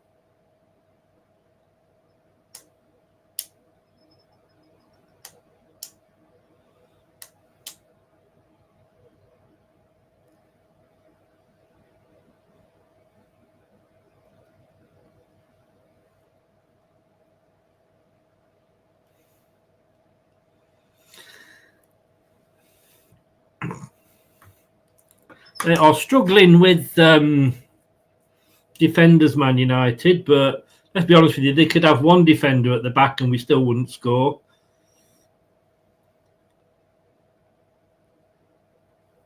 Oh, Onana. Vardy was chasing Onana down there, and Onana, you can see why Man United fans are concerned about him.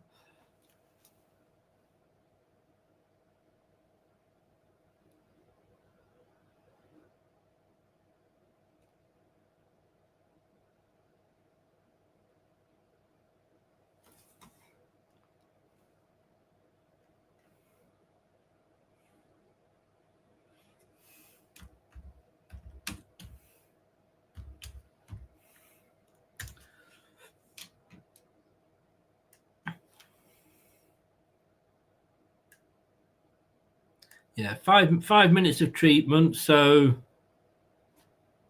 I guess we're going to be looking at least 5 minutes at the end.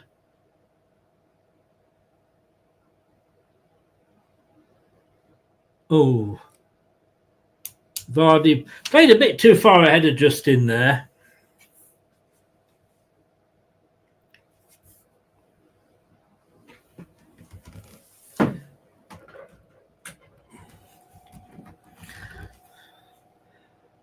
Jim, I mean, look, we couldn't take advantage of a prostitute on on half pay, could we?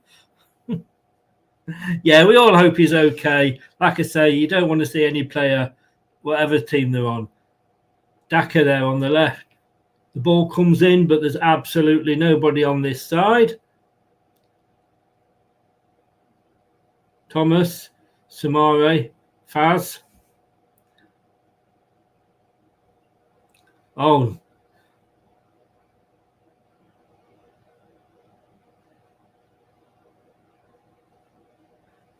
Samare tried to get a shot in there. Ooh. Corner to Leicester. Christensen went up for the header, but Collier, I think it was, who got there first.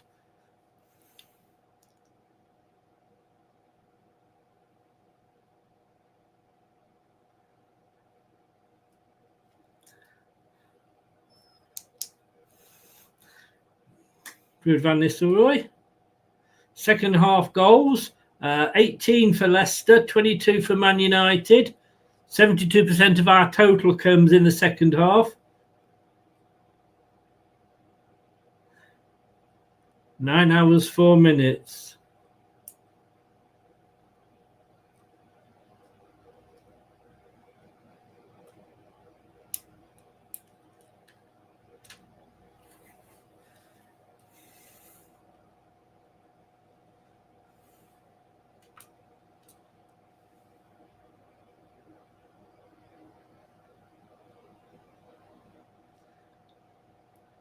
Ericsson with a shot, but it's very, very easy. Just down to his right, Hermansen to get the ball. Probably made it look a bit better than it actually was.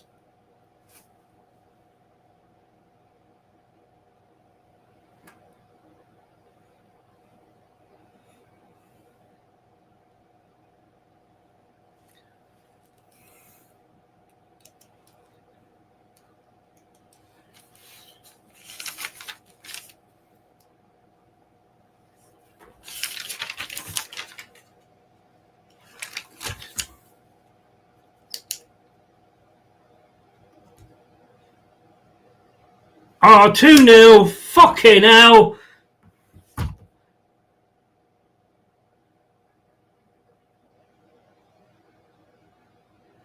Garnacho 2-0. Oh, wait a minute.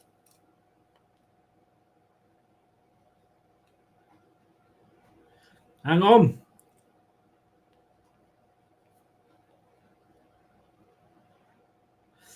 Carve the defence open.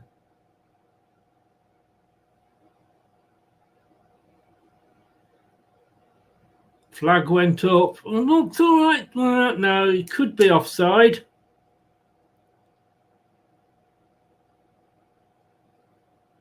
VAR are looking at it.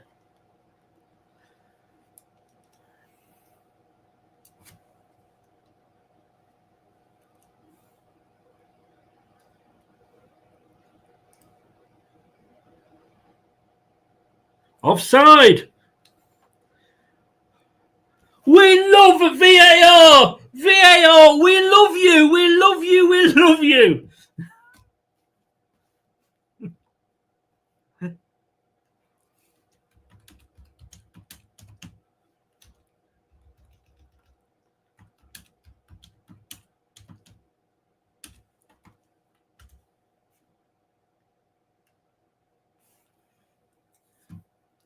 So it remains 1-0.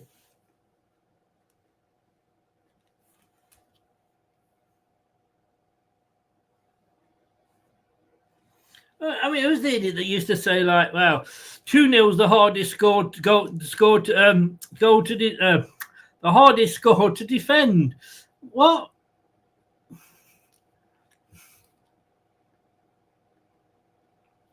We love you, VAR. Look, we've not got much to cheer about, so let's fucking enjoy and cheer this.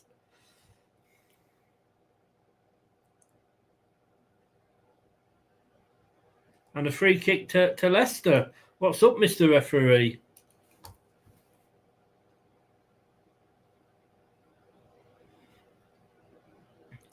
Elkanous.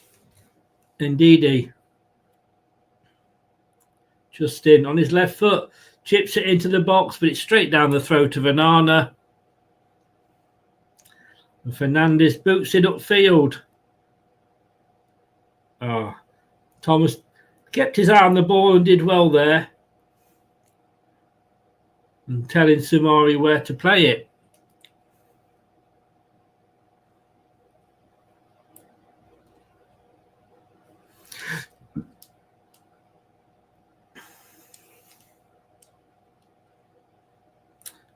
Vardy, all over the top to Vardy, but he's out on the wing where he's not going to be at his most potent. Let's be honest.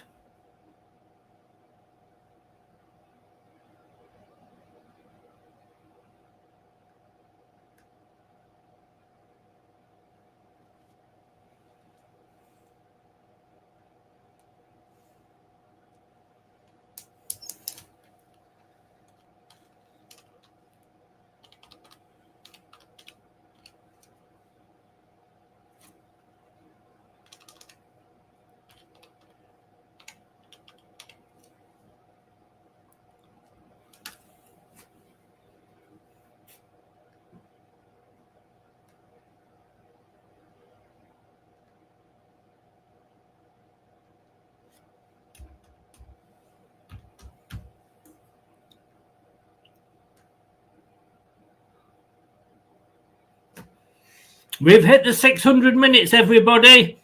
604 minutes without scoring a Premier League goal. Sumare lost the ball. Ericsson, but it's a poor shot. And it's a corner. Sumare had to block it, but he gave the ball away in the first half. 600 minutes, gentlemen and ladies. 600 minutes since we last scored a Premier League goal. Well, 604 to be precise. And that is 13 and a half matches. Blue, no, remember, no spoilers, Blue Fox.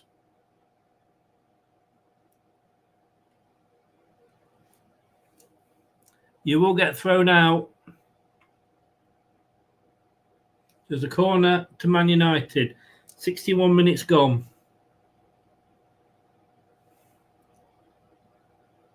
Oof.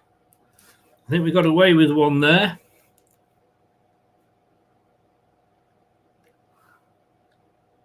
Leicester now. Elkanous in the corner, but a Man United player gets it back to Anana.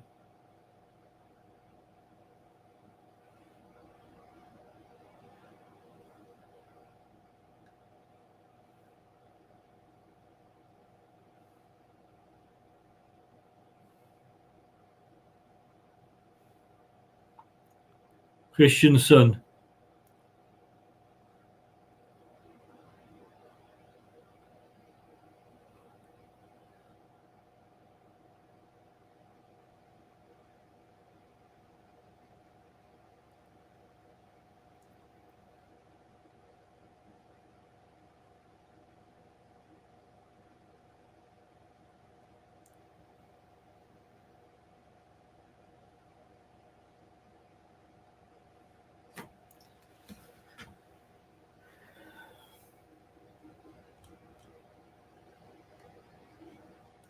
So coming forward, oh no, it's ball forward. It goes straight to a Man United defender. Of course it does. Why wouldn't it?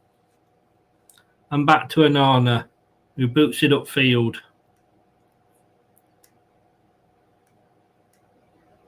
Indeedy. Lindelof beats him to it. Oh, Vardy doesn't know where the ball's gone and he's given a foul away. Well, I don't think he did. I think the referee was getting his money's worth from the Man United bung.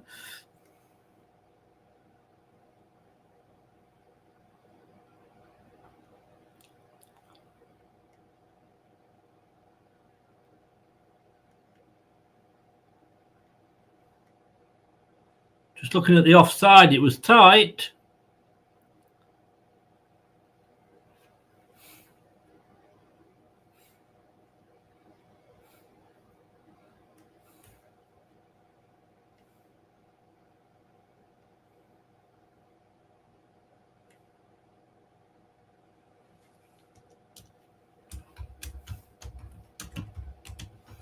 So subs coming up now.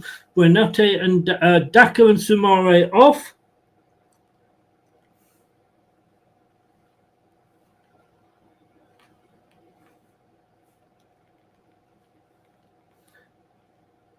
Surprised Daka's off, to be honest with you. I thought he was doing all right.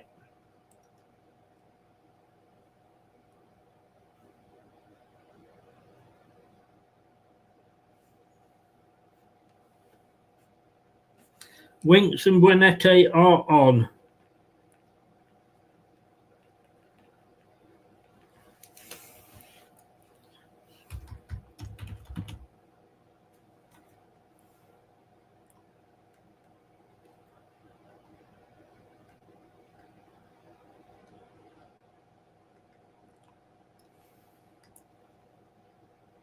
Ericsson coming forward, still with Manchester United on the edge of the box.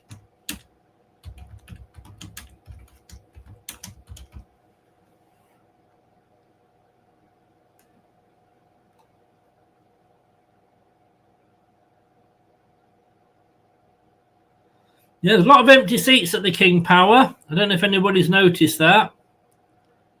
That kind of says it all, really, doesn't it?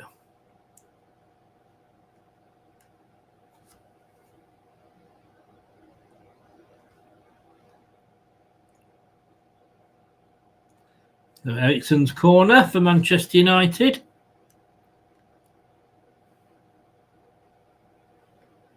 Oh, Ericsson whipped it again towards the goal. A bit like the first half corner.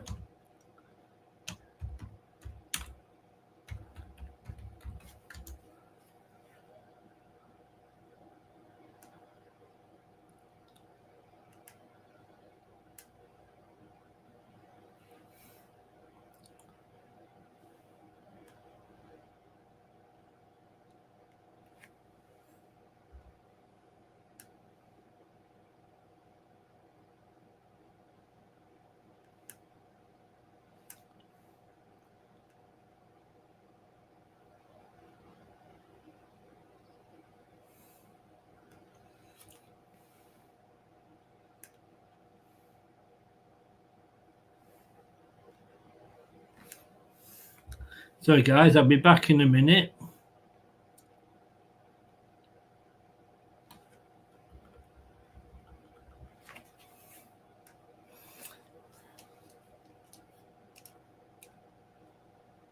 Now the Garnacho scored. 66 minutes it took. And it's 0-2. And Garnacho goal drought ends.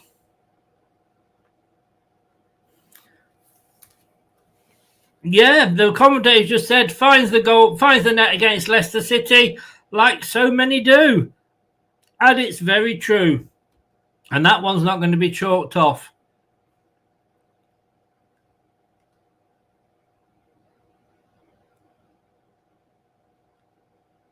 Let's have a look. Again, bad defending. Bad defending.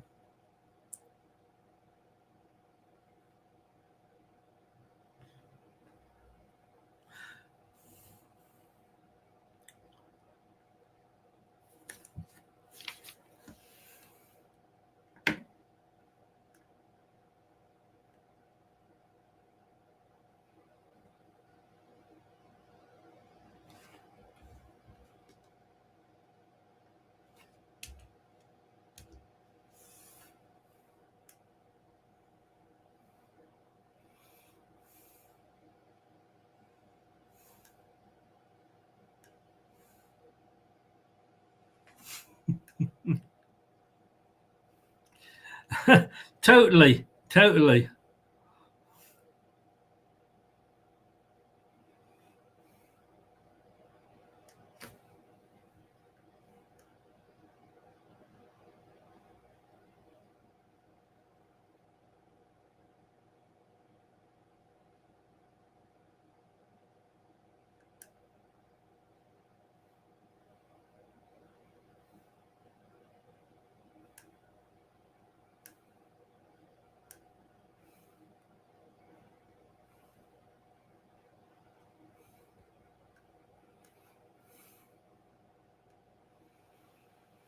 I just don't know where. I can't see who's scoring another goal this season.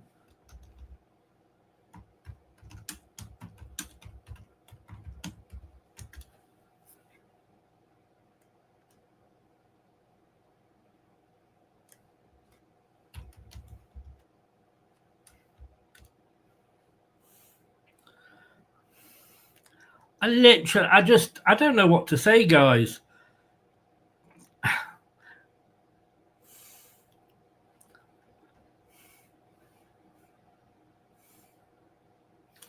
I mean,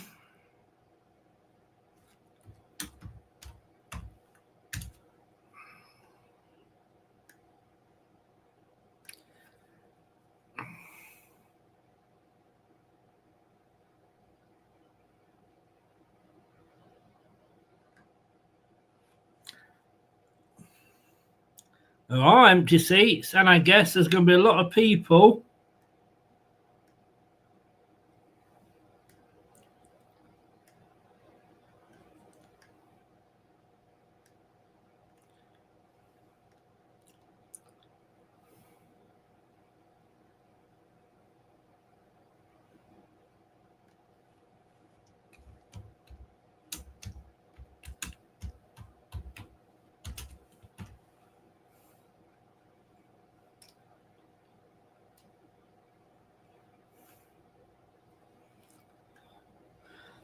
I mean, you know, like we've said, everybody said, you know, well, I think it was Jeff that said, you know, if you want to end your goal drought, just play Leicester City.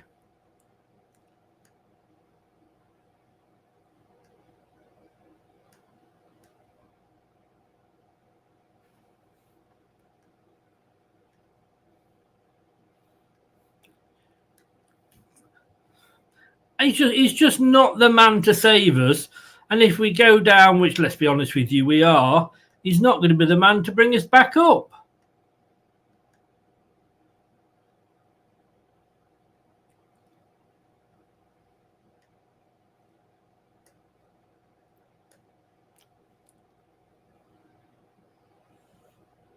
Oh, I thought I was 3 then. Manson collected it.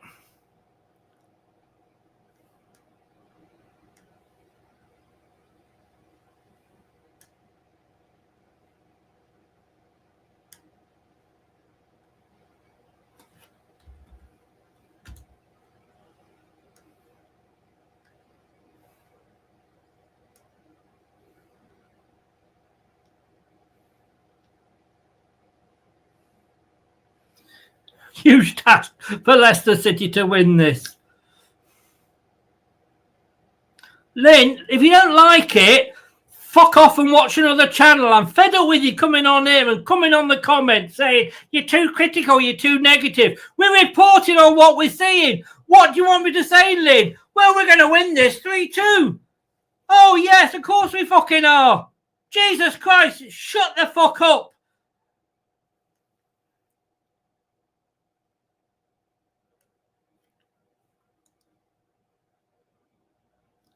I mean, you know, she comes on here, she leaves messages, which I banned her from doing now, on the videos when they're old. This is a shite channel. This is too critical. Why aren't you being, you know, you're too negative. Well, you tell me what you're going to be fucking positive about. Jesus Christ, what a stupid woman.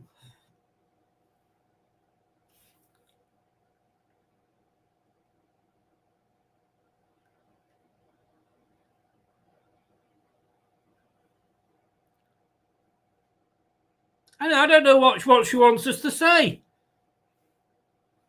You're too critical. Just because you got Jamie Vardy to come round and give you a signed shirt for your son or whatever it was, the sun doesn't shine out their fucking arses, you know.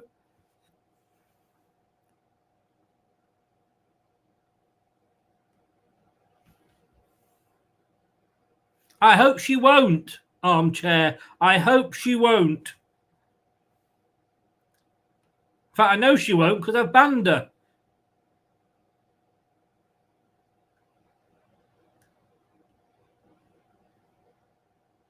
You know, she always says that, but she never actually comes back and says, well, we've got this to look forward to, and this has happened, and this is better, and this is well. You know, does she ever join us in a post-match to see what we say? No.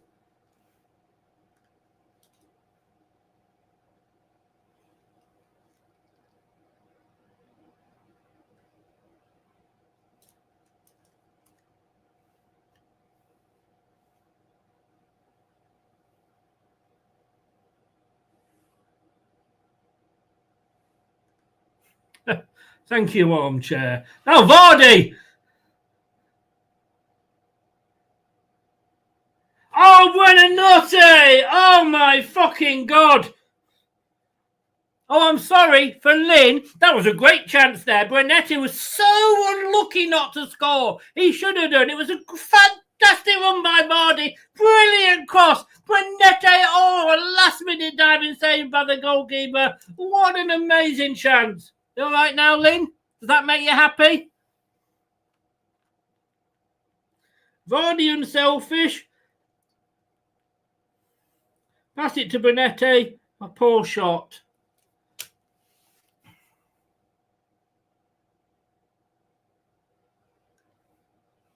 I honestly think you could be right there, Gray. Am I being unfair here? You know, I mean, that's not just the first time she said it. She said it over and over again.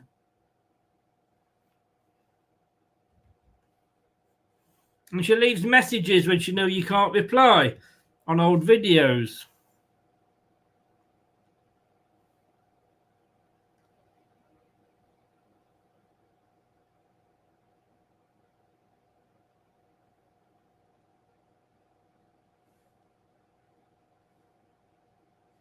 Anyway, I've chucked her out, so... oh, indeed, he gives away a free kick. But Leicester are playing really well. We're so unlucky. Can't believe we're 2-0 down. Yellow card for Ndidi.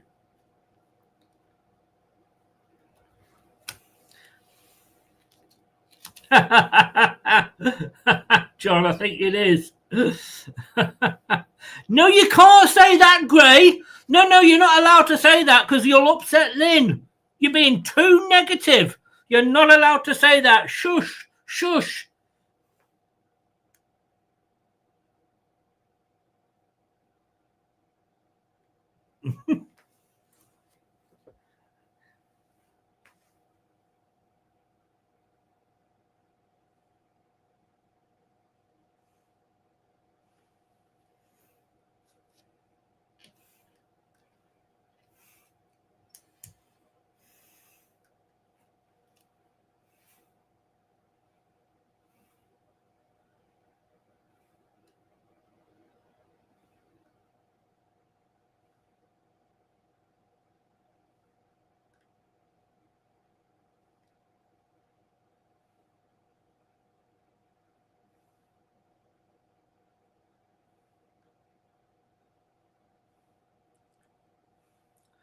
But somebody please just tell me, am I being unfair?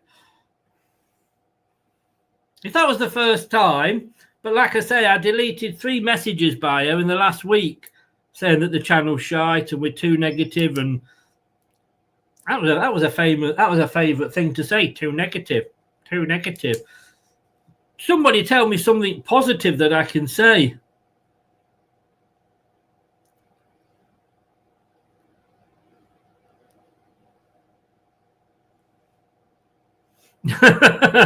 John, you're being positive. I like it, John.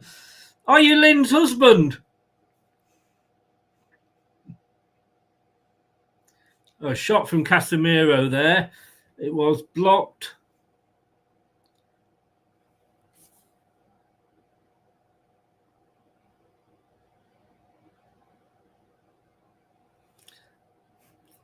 Thank you, Prashant. Thank you. Sorry, Dad. I say, if that had been the first time she'd said it, I would have had a laugh and a joke about it. But the fact that she comes on and leaves those comments on the videos after they've finished, so she leaves them on YouTube, is what annoys me.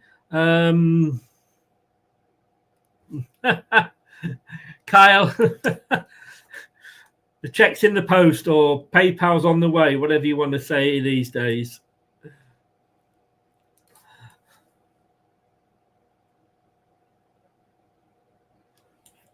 Thank you, Ronald.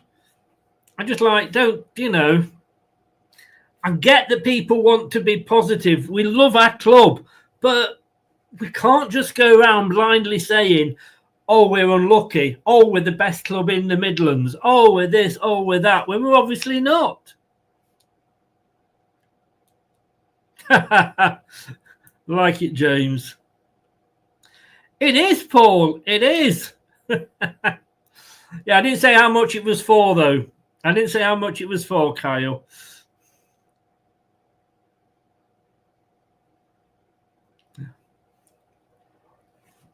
That's all I try to do.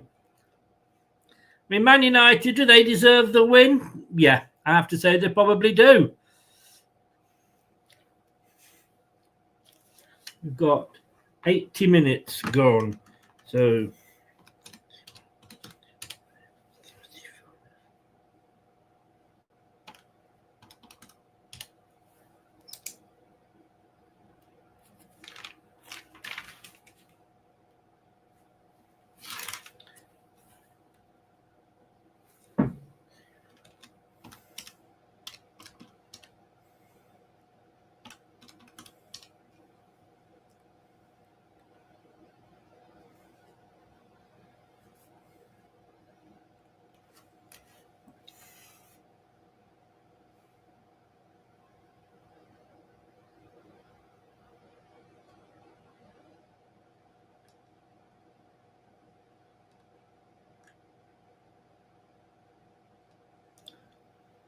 goes down Bonetti. I think probably looking for the penalty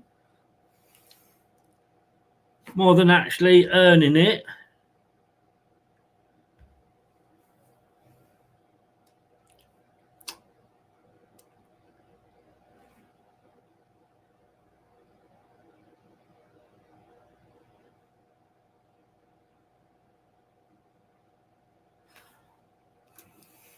No, quite right. They just said they're debating who's the assist for Garnacho's second goal. The commentator says, "Don't think too many people care, do they?" And the answer is no.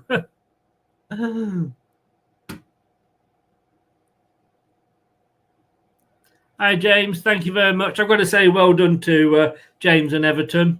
Look, James, you had Sean Dyche for a long time. I'd love to know whether you think that if we sat Rude over this break and we had Sean Dyche in for 9, doubt he could save us, but could he make us a better team? And would he be the man to bring us back up? I don't think I can. Man of the match. McAteer and Mavididi are on. Sorry, missed some subs there. On is Makadidi. Mavididi even. And McAteer. Off is Christensen. And Justin.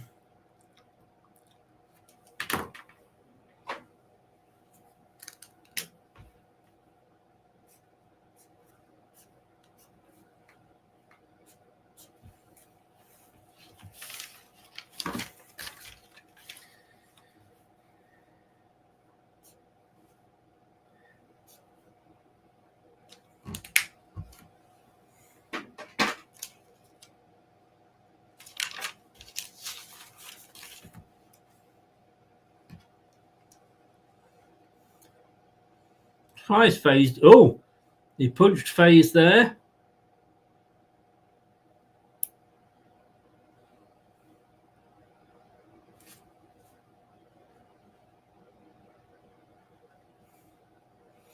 Neil, thank you very much, sir. Appreciate that.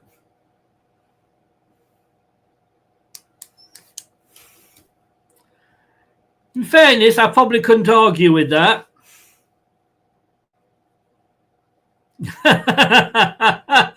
Craig, if you weren't me, mate, I'd say you were creeping.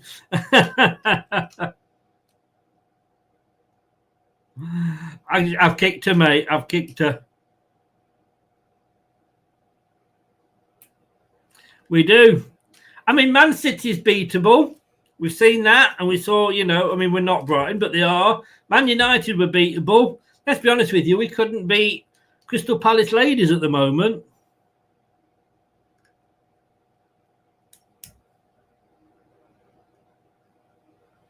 I really do appreciate that, Neil. Thank you very, very much indeed. Really do appreciate that. It helps towards the cost. 400 quid just to be able to publish to YouTube.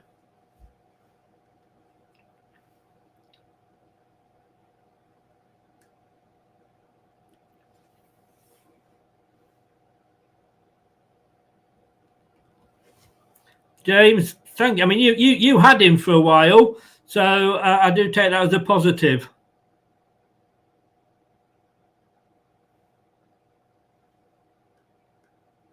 Thank you, Stephen. I'm not perfect. I'm not right all the time, but I try and call it as I see it.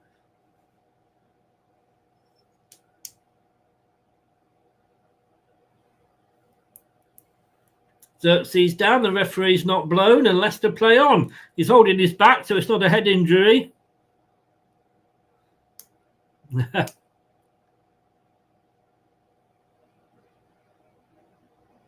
Ball's in the box, but it's a poor ball. And it's out for throwing, so the Xerxes can get some attention. Probably just time wasting.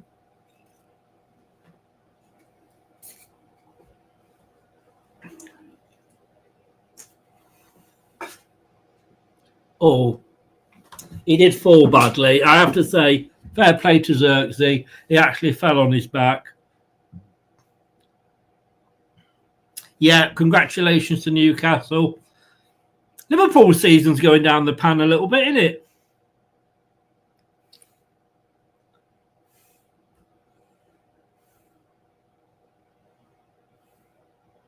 Yeah, we've got Man City, Newcastle, Brighton, Liverpool, and then Wolves and Southampton, but we'll be down by them.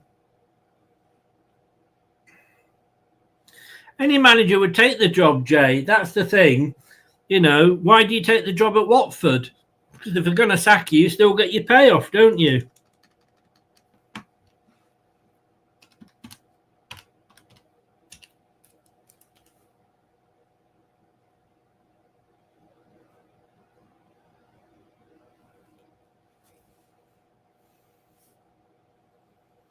There's an offside against Leicester. Now, at least walking football, they show some passion.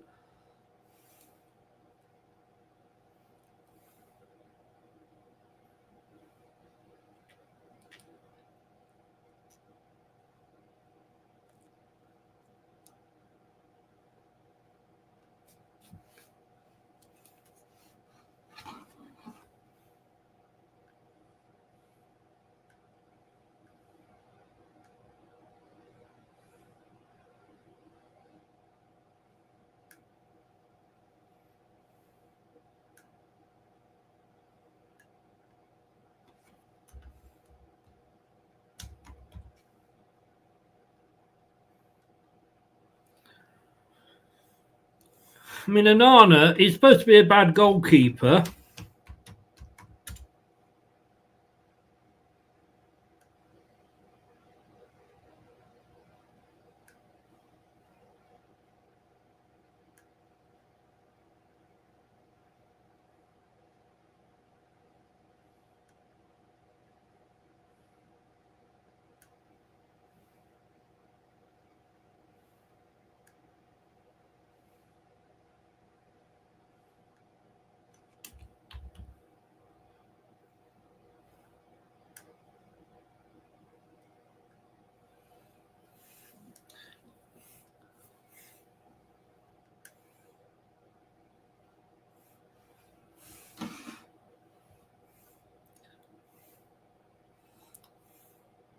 I mean, Man United have had 3 managers this year, so why can't we?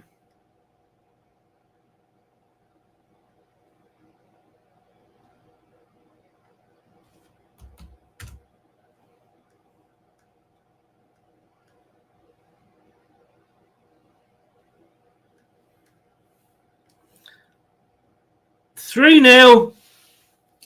Fernandez, he had to score.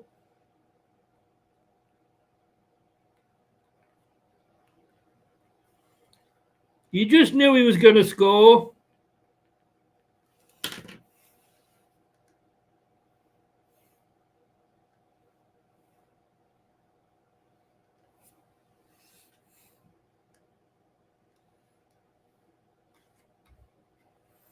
I mean, you could just see it coming, couldn't you?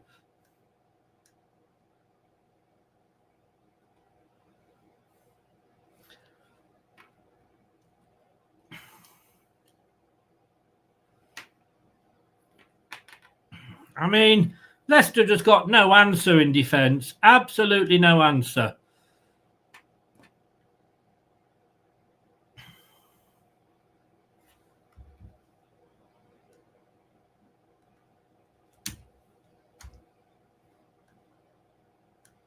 It was a good goal.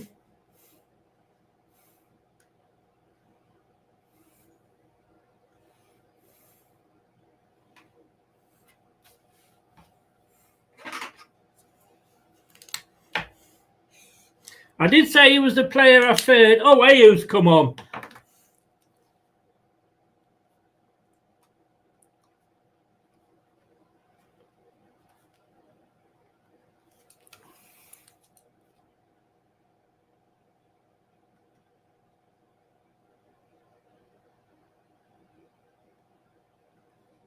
Eight minutes more of this awful shit that we've got to watch. Oh, sorry, Lynn.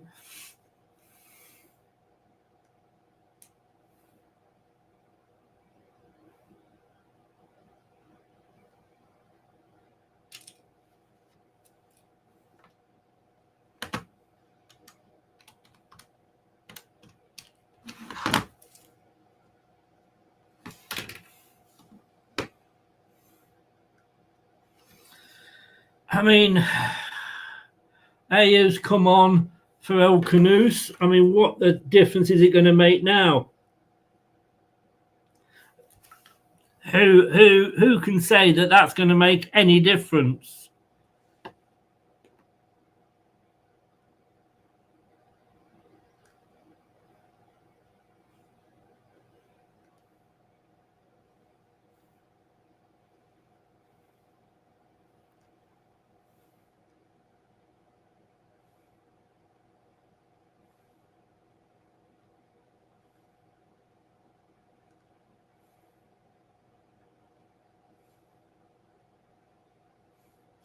Nine points. 9 points. We are off Wolverhampton Wanderers. We ain't going to get that. And if we go down, does anybody really think that we are going to come back up again?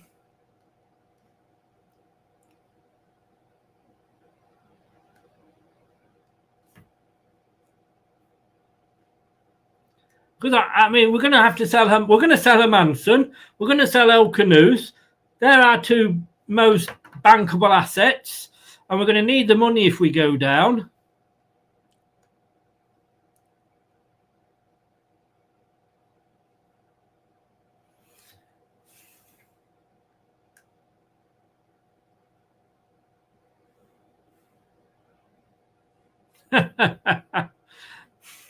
My therapist tells me it's good to talk.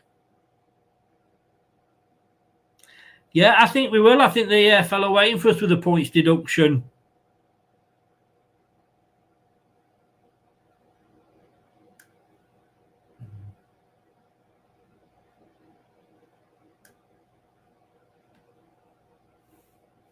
You're hoping that he can score, Kyle.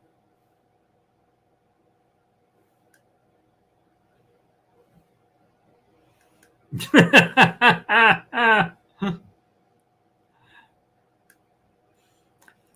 be honest with you, I think the stop at Leicester Forest East and chuck him out, Ronald.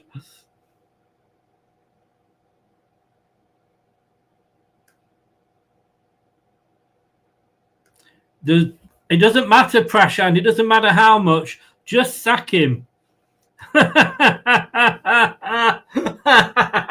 That is very, very true. Oh, look, we've won a throw-in. That would please Lynn. We've won a throw-in. We have. We've won a throw-in. We have.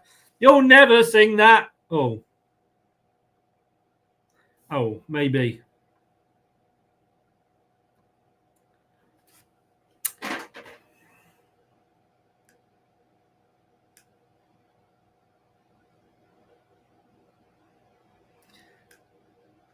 Stephen, look, this is Ruud van Nistelrooy. We have no fucking idea why he does anything that he does.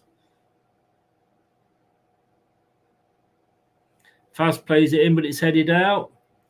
Winks with a long shot, but straight down Anana's throat.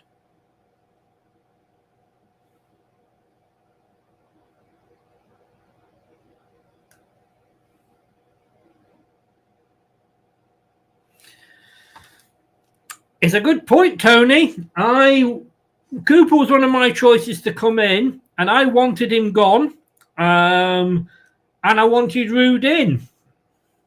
As they always say, Tony, be careful what you wish for. And yes, I don't think we'd be as bad as this under Cooper.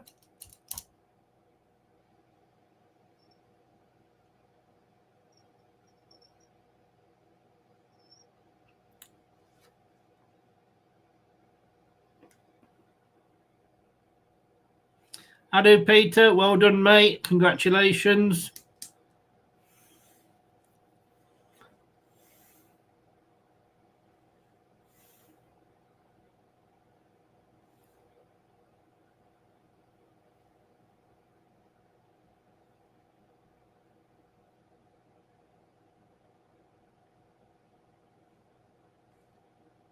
Thomas with the ball in. Headed clear, though. Winks. Vardy! Can he? No! Again! 96. Vardy shot straight at Anona.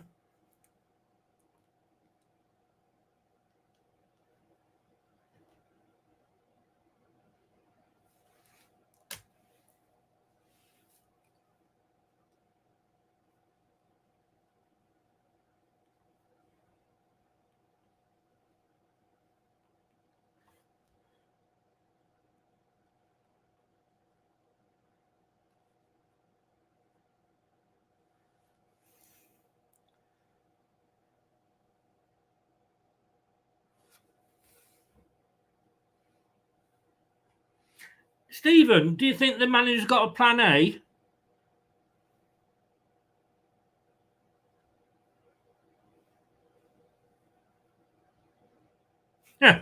Armchair.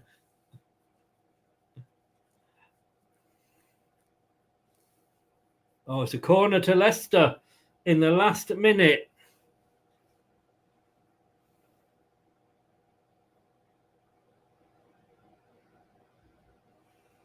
Yeah, I mean, I'm not saying he would have kept us up, but we got more points under Cooper.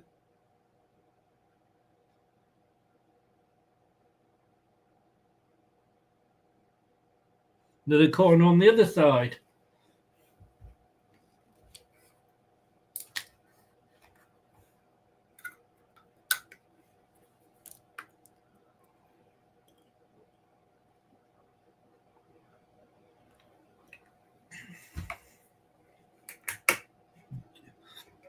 Ayo with the corner.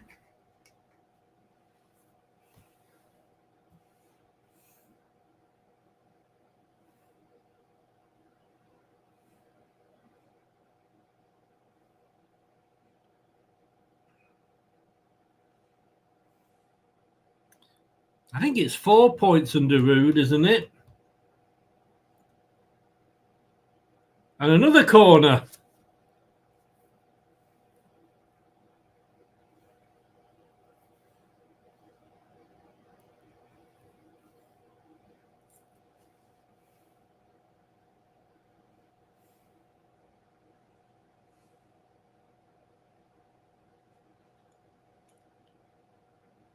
And there it is. It is all over. Full time. Leicester City nil, Manchester United 3. Our time is almost up.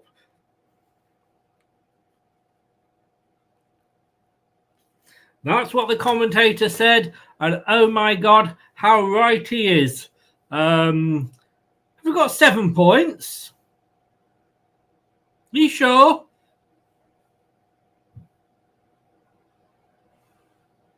I must admit, I didn't think it was that many. We get 2 wins under him. Yes, we have. You're quite right. 7 points. 7 points. So 10 under Cooper, 7 under him. You're quite right, Jeff. You are quite right. We'll be back with the post-match. Fuck knows. Just watch last week's. It'll be the same if you can't be bothered to stay. What a load of fucking rubbish. You cannot sing that. You can never sing that. We are fucking rubbish. You'll never sing that.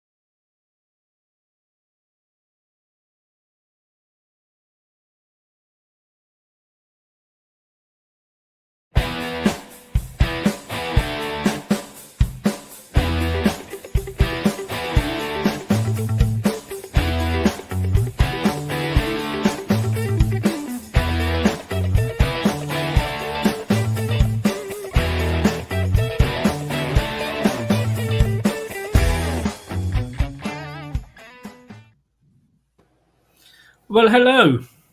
Hello, mate. We're here again, aren't we? Goodness me, it's a broken record. And I'm completely pissed off. Jim has literally, about 10 minutes ago, let me know he's not coming in, which has completely fucked up the whole layout and everything. Thanks, Jim.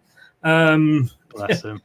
No, not bless him at all. I mean, I told him to let me know if he's going to not come in, and he decides to let me know 10 minutes before the end of the fucking game. What am I supposed to do?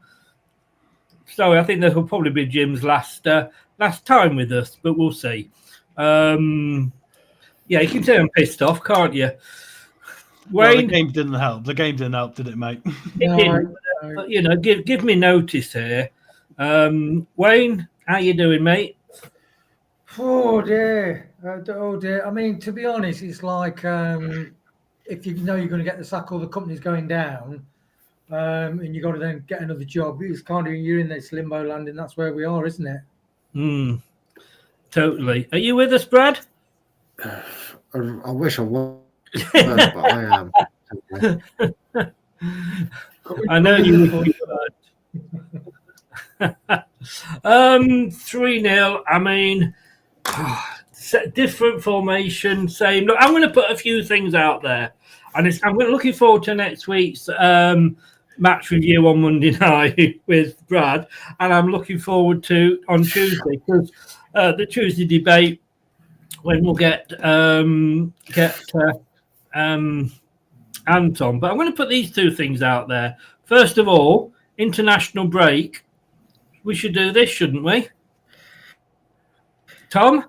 Yeah, I'm all for it, mate, because, I mean, the thing is that we've given him time now. We've given him time to change the formation, which took him a month after what it should have done to happen. And like I said to you, eventually, if we're going to stick with this, we might start scoring, but I would imagine it'll be January 2026 if we keep at this rate. So, mate, we got to, because like in the championship, this ain't going to fly. We turn up in the championship and do this, we'll be Luton Town. I mean, so it's bigger than just the problem now. Change has to happen, mate. You can't go out there and say that's the level of performance we're expecting. It's boring. It's even got boring now. It's that bad. It's like, how can it get any worse? Uninspiring enough, now boring. Wayne, would you? Yes, to be honest. In fact, the commentator says, look, there's nobody in that team trying to G each other up, trying to say, come on, we can, fight for it. And that definitely comes from the manager. And interestingly, it's like he's sucking the life out of Leicester, as Brendan Rodgers did the year we went down. And one thing, the debate about Steve Cooper, we had a lot of fighting spirit under Steve Cooper, a lot more than we had in the last and it's like gradually become turgid, flat, lifeless. These professional athletes with mind coaches that help them get in the right mind frame for matches. I don't know. Brad, sorry, trying to double task here. Would you sack him, Brad? Yeah, sack him. Sack him. And you know what? We're down. So just give Vardy player manager role. Just give him player manager role. Pay him an extra fucking $2,000 on top as a bonus for being a manager's role as well. Because at least Vardy would go, Justin, get on the left. Ricardo, get on the right. Vestergaard, you're a centre-back. Play centre-back. Thomas, sit on the bench. Mavididi, you actually run around and try. Get on the pitch. Daka, fuck off back to Salzburg, wherever we got you from. Get on the pitch. You know what I mean? He would, anybody, your love child, Dick Overeem, make him player manager, make any of them play manager. Excuse me, at no point has he ever been my love child. I'll take Vestergaard and I'll accept that he's shit now, but no way can you say Dick Overeem. No, that last one was definitely tongue in cheek, just to cheer you up a little bit. But you know what I mean, Chris? Any of them would go, I know what we might try for these last 9 games, being as we're relegated. Let's play players in an actual position. Yeah. I just want to show you something. Let's just catch up with some comments first of all. Where are we? West Ham United, Spurs drew Brighton. I'm off to sit in the dark. Back to bed and dream of Leicester scoring. 2 wins and 1 draw. Thanks, Chris. Yeah, that was what Ruud van Nistelrooy got. 7 points less than the 10. Well, at least we broke a record. See what, we've broken that many fucking records. Is the camera meant to be on if you're away? Yes. That's for Brad. It's just so that we can go and obviously do things like have a piss and have a shit, and then Leicester players do it on the pitch, but we like to do it in the privacy. Chris just asking if he would be doing a watch along for the Man City game. I have a conference to attend. It would be 12 to 15 in the night when I am not sure if worth staying up. Tell you what, I'm actually going to be doing a watch along for the England game because it can't be this shit. Once again, to talk at least you'll see a goal. Yeah, yes. I might just listen to you rather than watch the match. Thank you very much. Behind the scenes with the tartan trout. I don't get that. Oh, yes, I do. I see what you mean. I told my wife we haven't scored in 7 matches at home, and with rude reply, she said, why are they playing at home and not the football ground? Oh. Keith. Good luck trying to find anything positive. Chris, can you get Lynn in? I'd love to hear your thoughts. Keith, yeah, got you there, Keith. Definitely. It's worse than bad. Ricardo is injured.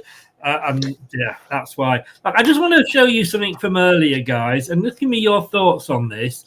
We have a fan called Lynn who has been going on about 2 things recently, including posts on the videos once they're no longer live and they're just available to catch up on YouTube, saying that the channel's shit, we're too negative. That's her favourite thing, we're too negative. We never say anything good. I banned her now because she's getting on my arse. And the only thing that she's got good to say is the fact that Vardy came round and bought her son a signed shirt. I hope the son's okay. I don't know what's wrong with him. But look, Lynn, I have banned her because I'm fed up with her, Are we too critical, Tom? I think, mate, the problem is that, like, we're seeing madness. We are seeing madness on the pitch now. We're seeing it week on week. I would say, mate, 2 months ago, we weren't being rude at all. We were saying, we were giving him time, saying, okay, this is better, that is better, that isn't as good, we need to watch that. I think we were being very diplomatic. But I think now, look at the stadium today, mate. The atmosphere in that stadium, I tell you what, I've gone to funerals that are much more fun than that, honestly. And that's where we are right now. I mean, so Lynn, I understand what she's saying here, but my point is that we can't fight this energy we're in right now as a football club. And it gets to a point where we can happy clappy around it forever. But the reality is we keep happy clappy. We might be happy clapping away all the way to League One in a minute. You've got to be real. Wayne, your thoughts? Are we being too negative? No, I understand. I'm a very positive person. I think your mindset is very important when you go through shitty times. Yeah. But I mean, I've been accused of being a happy clapper in the past, wanting to give sort of Cooper time. And we have been really positive on this show actually with regards to players that even giving Daka credit who in 3 years has done absolutely nothing for us. I'm going to stop you there, Wayne, because we've got Kate in from the ground. Kate, how are you doing? Oh, I'm all right. I've spent my Sunday nights doing better things, to be honest. I mean, flipping heck, it's rinse and repeat, isn't it? Don't tell us.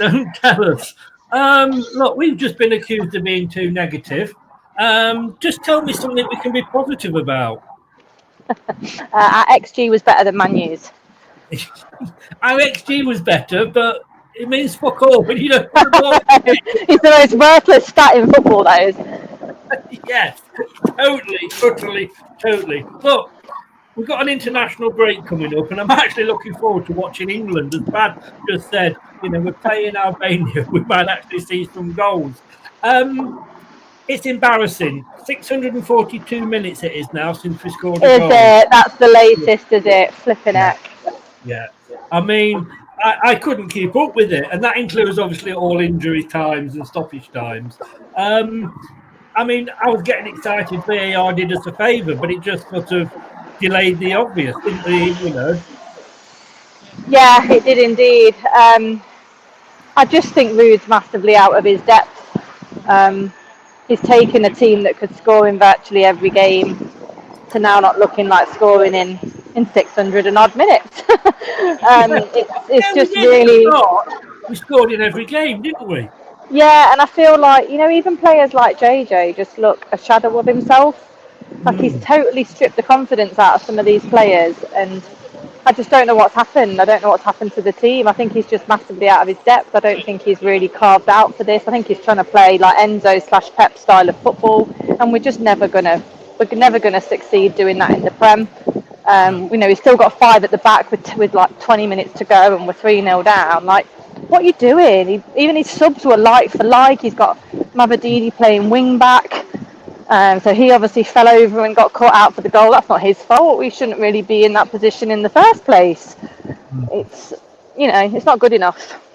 It's not. All right, I'm going to ask you this because I'm going to take this forward on Tuesday for our debate show.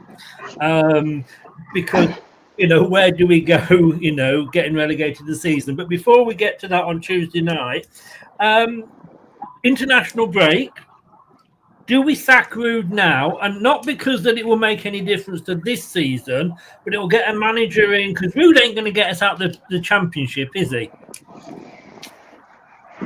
I don't have confidence, no, because I don't think he really knows what he's doing. And I don't mean that in a horrible, attitude way. I think he's a gentleman. I think he's a nice guy, but I just don't think he's cut out for the English league to manage it. And I wouldn't want to put such an important project next year in someone's hands who seems very inexperienced and completely out their depths.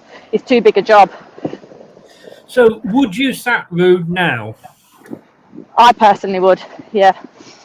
I personally would. And Top was here tonight, actually, and I did say at the very beginning of the match that I wonder if he's here to see what the hell's going on and potentially sack Ruud. I mean, Ruud should walk, really. If he's walked before, he should definitely walk now. But he's not going to, I don't think. But I just don't think this guy is part of our future. Let me throw this at you. Because I've said what I would do is sack Ruud now, and we might be talking about that on Tuesday, of course. Sack Ruud now and get Dyche in. Because, all right, he's not going to save us, because I don't think anybody could save us. But it'd get the defence sorted out. It'd make us better. And I think he's the manager that could get us out of the championship. Yeah, I do agree with that. And also, it's not over yet. It's not over till the fat lady sings with the Premier League. And if there's still a glimmer of hope, if we'd have had this same attitude during the March of 2015, things would have been very different for Leicester City. So it's not over until it's mathematically over. And Wolves, I think, are losing Cunha, aren't they, to a ban. So things aren't done yet, but I want a guy who's in charge, who is confident in his style of football and can utilise what we've got to the best of our capability. Yeah, totally. Right, look, you were there. You know what I'm going to ask you now. Performance of the team? Performance is, I think, a 4. Okay. I think you'll find that people will say that's generous. Yeah. But no, and I think the only person who really was kind of positive and tried to affect a positive spin on stuff was Vardy. Okay, Vardy, your man of the match. Now, I'm going to be doing something different for these next 9 games because I'm actually going to be introducing this on Monday night. So be ready for this, Brad. I'm picking a donkey of the week as well. Somebody who is that pretty awful. Is that can that only be won by one person? No. In fact, right, I've got to say here, and I'm going to. Where am I? I've written this down. Look, just under my finger there. You probably won't be able to see it, but it says FaZe is actually having a decent start. So, God.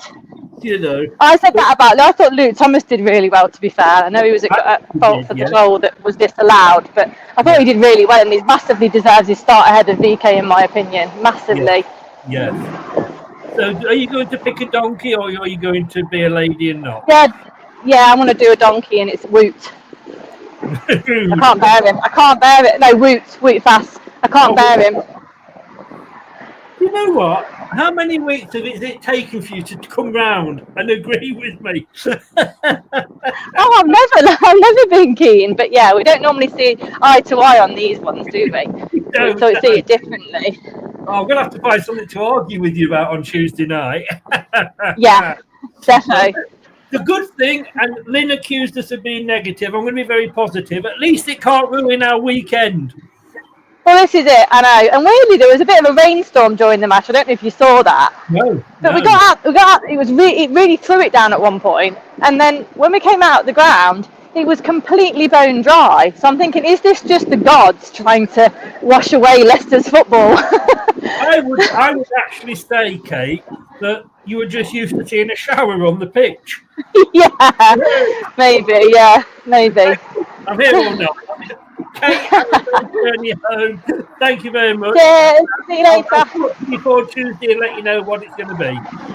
Okay, cool. Cheers. See you guys. Bye. Thanks a lot. Bye-bye. Bye-bye.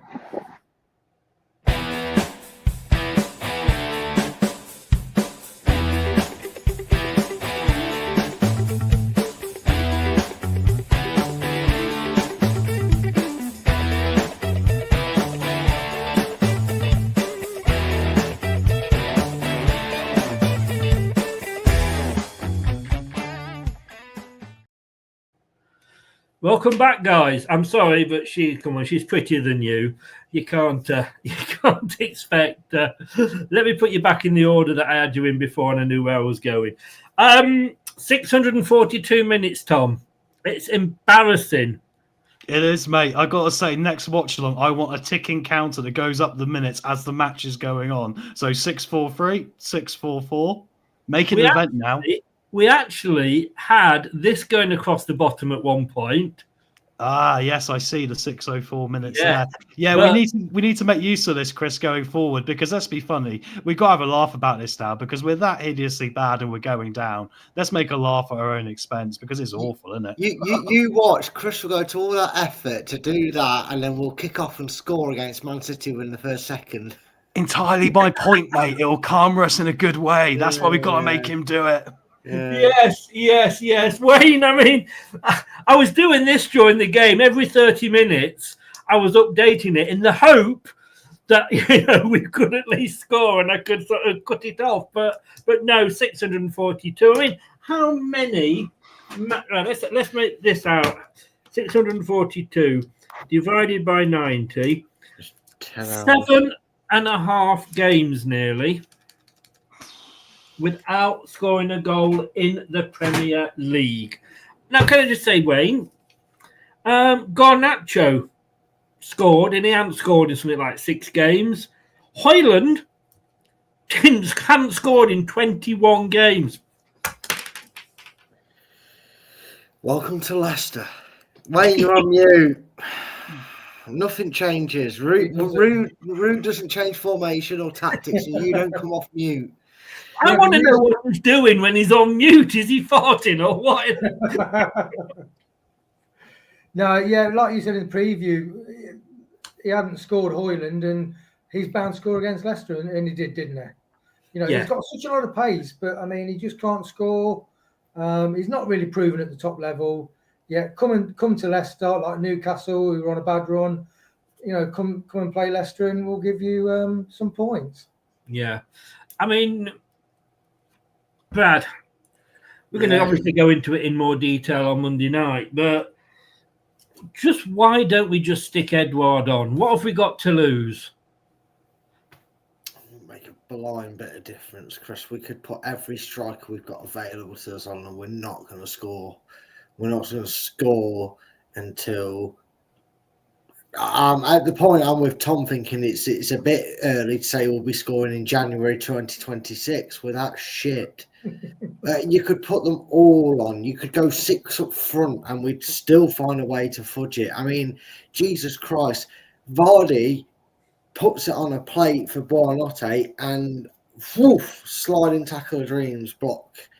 That's just summed it up. And when he did finally get through on goal, and he did smash it at Onana, the worst goalkeeper Manchester United have had in a hell of a stretch.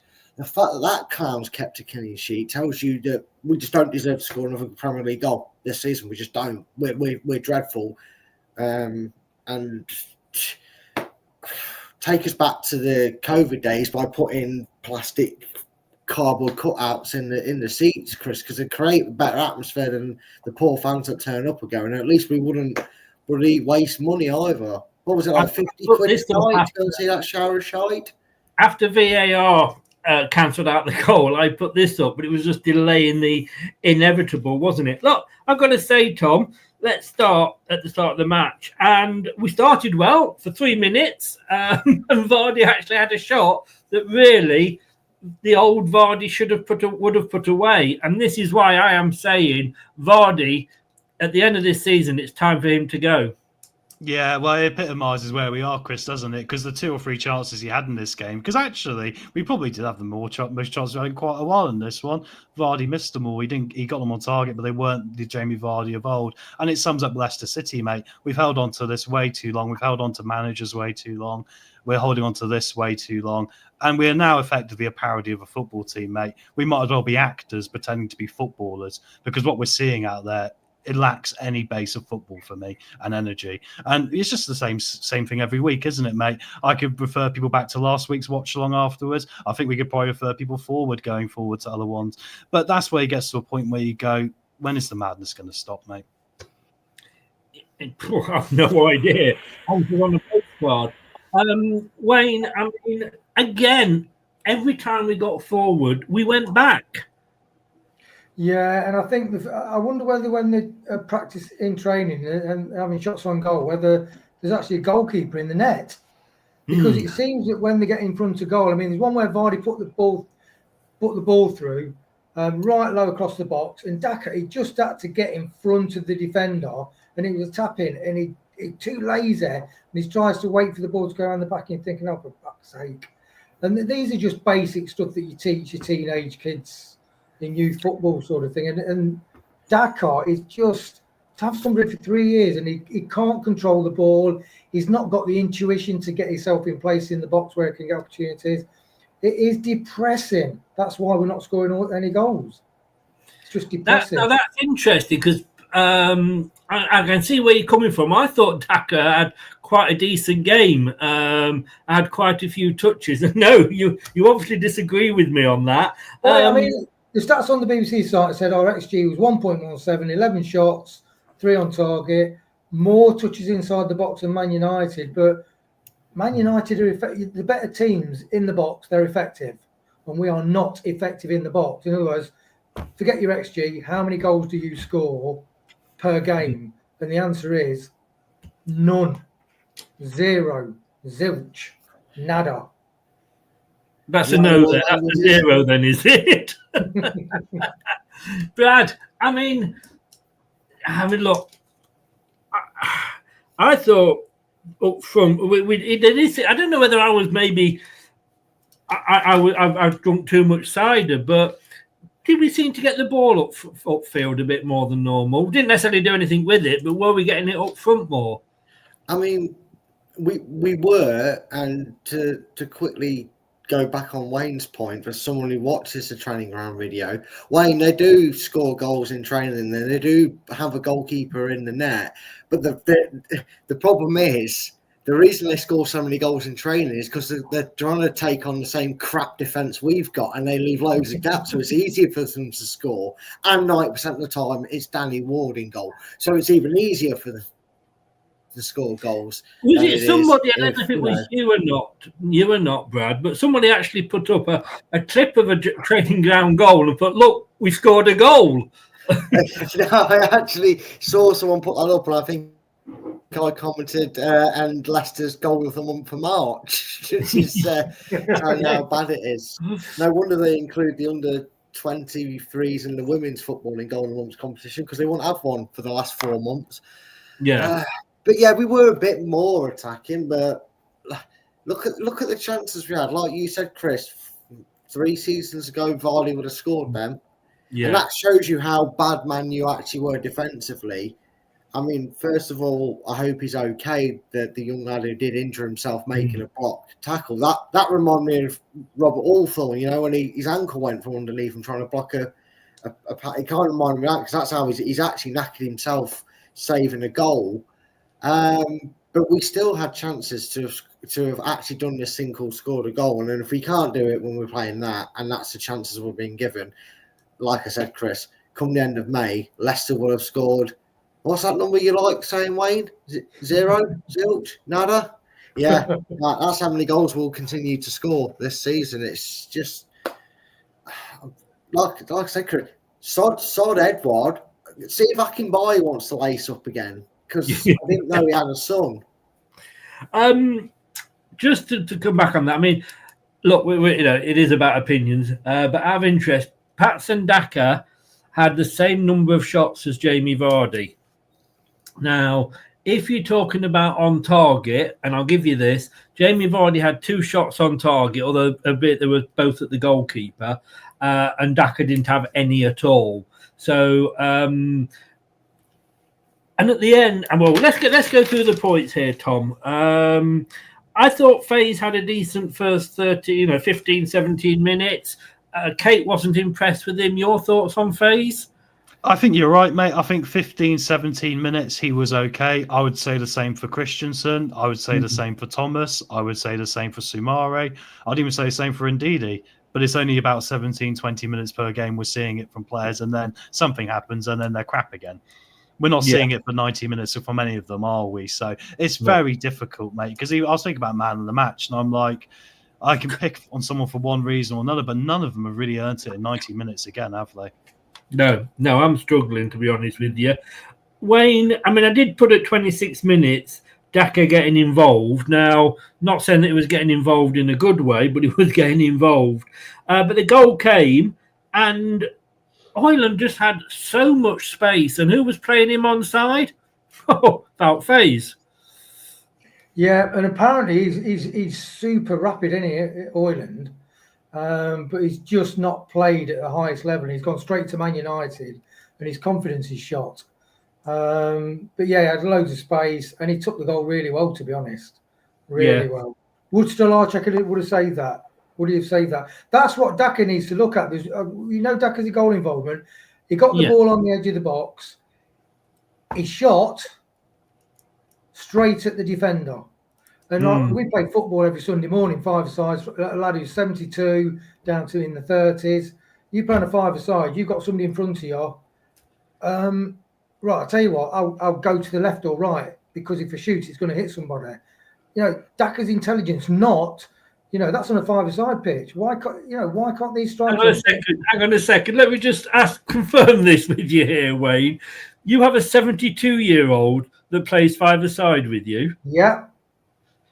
Could you have a word with him and see if he's available? Exactly. Yeah, and he was really ill, had to be hospitalised, come back, went walking football. He thought, sod that, it's too boring. He comes back and plays with us, 72 years old, running football. He plays twice a week. He could do a motivation. He could score. He would feint to the right or left and get a shot off. He wouldn't just stand there and shoot the ball directly at somebody 3 feet in front of him. The intelligence of Daka is absolutely staggering. It's staggering.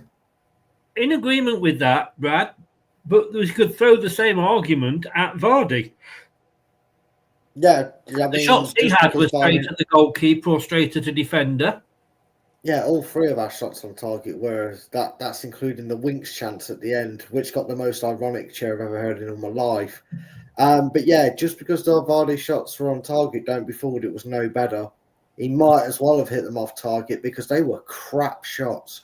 They were full with all the power of a 28, 29-year-old Jamie Vardy, but with all the accuracy and all the likelihood of going in the back of the net as Patson Daka. So we've got 2 crap strikers, in my opinion, because fuck me, even Wout Faze could have scored them.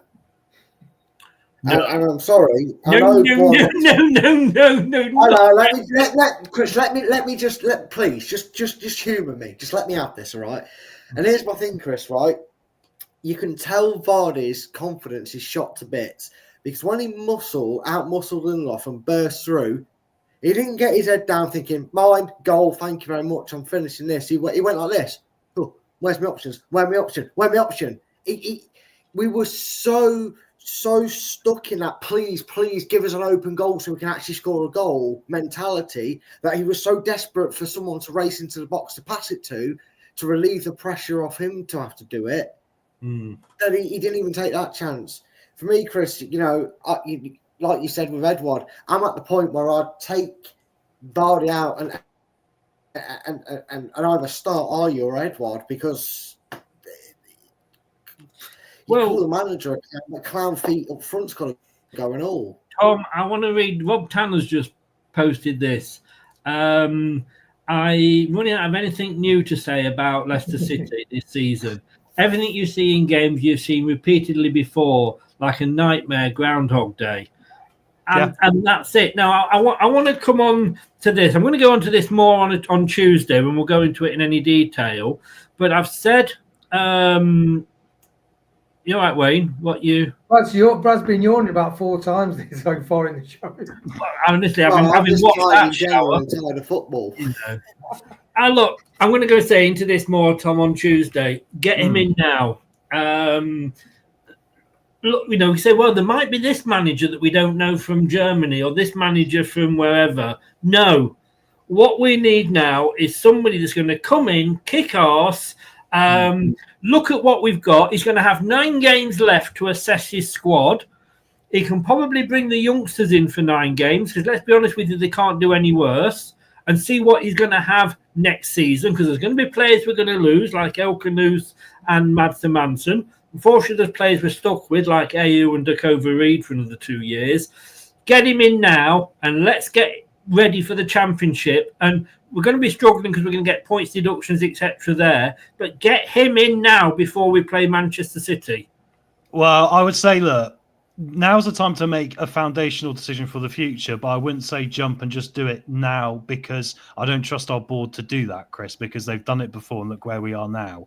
I would say what needs to happen now is this international break is a plan needs to be formed as to what are we going to do, because we know we're relegated. Of course we are. Let's not beat around the bush. There is no great escape. There is nothing we're pulling out from mystery doors we've never seen before here, because they don't exist. We are one of the worst football clubs the Premier League has probably ever seen, frankly, as well. Let's be real. We are. So whatever happens now needs to be a plan for a bigger picture by our owners. I don't think just sacking the guy now and then bringing in another manager tomorrow is the answer. I think we need to think about it and make a very astute appointment the next time, mate. But yeah, as soon as they have a decision on who that guy should be and why, let's get on and do it. But I just think these 2 weeks are a great opportunity for us to do something. Or the alternative, Chris, is like you say, we can just get someone in now and just try and paper over cracks to the end of the season. But then we have to do the same work we need to do now anyway, really. Wayne, after 11 games or 9 games without scoring, 11 games, whatever it is, without winning, might be less than that, actually, because we beat QPR, didn't we?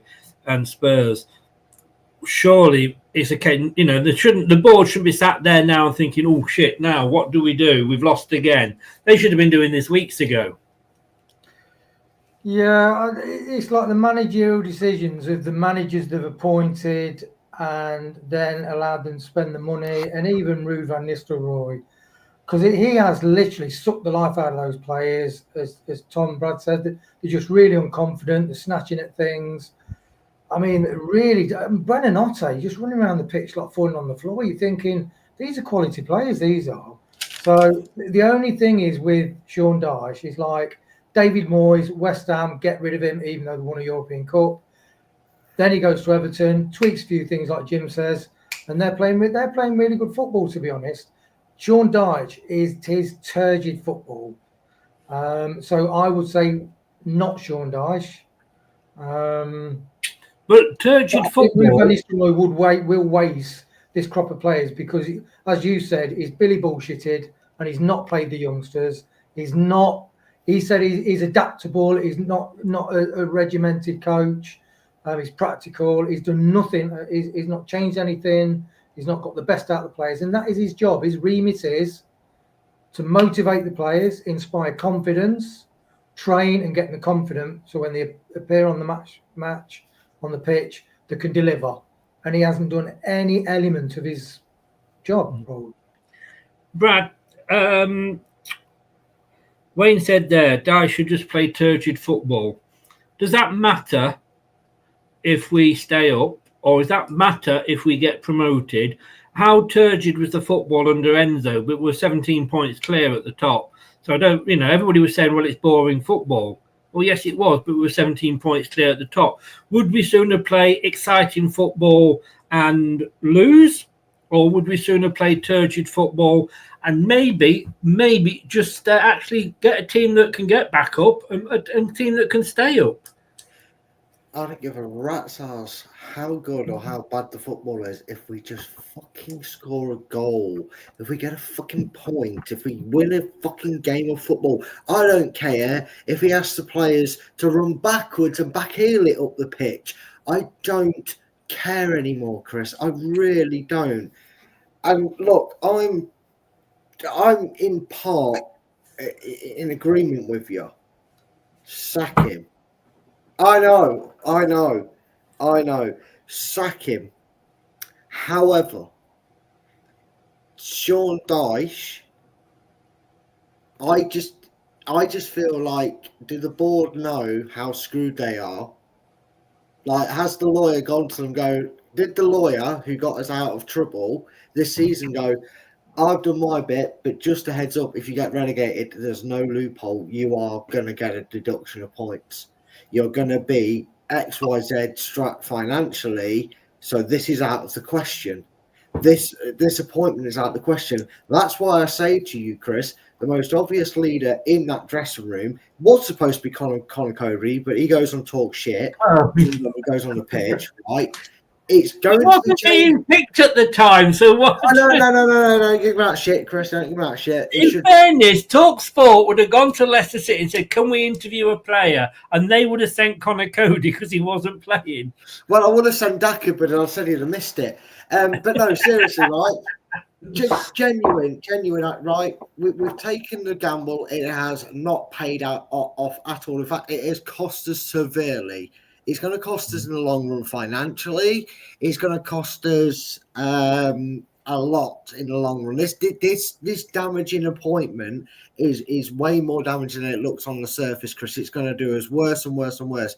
Here's what I would do going into next season before you make any appointment managerial-wise. Tell Rude to get on the next train back to Manchester, right? Stay there, right? You're out. Mate, you're worth a bit more financial point deduction than having you here. And I would tell Jamie Vardy, hang your football boots up, mate, and here's a pair of work shoes. We're not asking you to do a Danny Drinkwater and start working on a building site. No.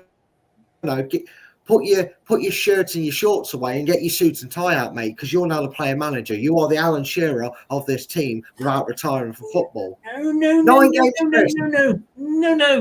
So you want this horse donkey in charge for 9 games? It would be more boring than Sam Allardyce and Vardy, who would actually. I'm with you. All right, look, I'm with you. Getting away from getting rid of Rude for 9 games. Then I can't say no. Vardy, no.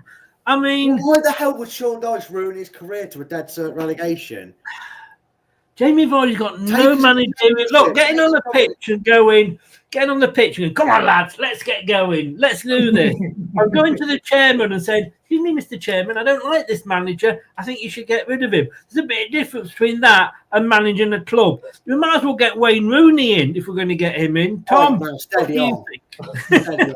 Well, let me say, Gerrard, Lampard, who's actually doing all right at Coventry, Rooney, ex-players, Tom, should any of them come in? No, not at all. You know what my solution is, mate? If we really want to make a change now, it's got to be Pearson. And that's the only answer, because the problem is that he is the only one we are guaranteed would fix the problem we are seeing. Anyone else, we haven't got any first-hand experience they actually would. But like I say, that would be a short-term fix, and we'd have to have a longer-term solution somewhere down the line. And to make matters worse, gentlemen, I worked out what the time is, and I'm going to have to run now because I've got to get back. So shall I give you my player and team performance before I have to head, Chris? With my apologies, everyone. Yeah. Give it a 3 out of 10 for performance. And my man of the match, I'm going to give it to Samari for his first half an hour. And your donkey of the week? Oh, mate, it could be any of them. I will go. I'm going to go with FaZe today. FaZe. All right. And I apologise having to leave early, gentlemen, but I realise I've got to get back. Late night tonight. Part-timer. All right, mate. Thanks so much for joining us. Thank you very much, everyone. Have a nice evening anyway, all right? Take care. See you later, mate. Hang on, I'm trying to remove him. There he goes. I removed Wayne by mistake. Okay. let me just try. I don't know how we're going to do this now. Tom's ruined everything, isn't it? He has. First of all, it was Jim. I'll tell you what, while we're here then, while I'm doing this, Wayne, your performance, man of the match, and donkey. Performance. I mean, we've got better XG. We were making chances. I think we've been making more chances in matches. But blimey, four really performance. Man of the match. I was going to say Vardy actually, because he was getting shots off, but that's clutching at straws really. We're poor all over the pitch. Very difficult. Yeah. Say Vardy maybe. And donkey. Faz. Oof. Can't you do a graphic, Chris, with it, and you can put the face on a donkey? You know, funny you should say that. Stay with me on this. Head of the donkey on the face, more like that'd be what it's called. Do you know what's funny? You know, for the carry on, sorry. Sorry, okay, give me yours, Brad. Oh, yes, good. Yeah, we're not mentioning predictions. Right. Just to say, we are not mentioning predictions this week. No. Oh, it was 2 goals too generous. There we go. Just for you, Wayne. Brad, your performance rating. See, the thing is, the biggest problem we probably have is with the statement I'm about to make. We had individual moments of brilliance in that game. In a 30-second to a minute and a half spell, with either a mazy run from Samare, breaking up play by Samare, or a run by El Canoes, or a winning battle by Vardy and a shot by Vardy. It was little dribs and drabs for about 30 seconds worth of interest. You know, even late in the game, Mavididi, Winks having a shot and not passing it backwards all the way to Madsen like he usually does. You know, I'm going to give them a 4. I'm going to give them a 4 because there was moments where we actually kind of woke the crowd up a little bit for 30 seconds before they went back to the nap. A man of the match.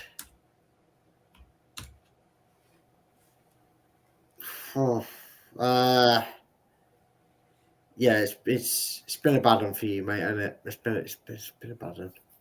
Just to say, I gloat when I'm ahead. Yeah, fair play. I did say last week that because I was gloating, I have to when it works, because I would be down to probably a few points this week, and there I am. So I'm putting it up there. You guys 6-6 each, and I got 2. Yeah. Don't worry, this doesn't hide the fact that I'll still remind you of it on the next prediction show. Don't worry. Just because you own it now doesn't mean. Man of the match. Yeah. Just because he's my favourite player this season at the moment, Samare, because I remember him doing probably more individual positivity than anyone else. And your donkey? Wilfred and Ndidi, drop him. Sack of crap. Gave the ball away, was weak, lost it in vital areas.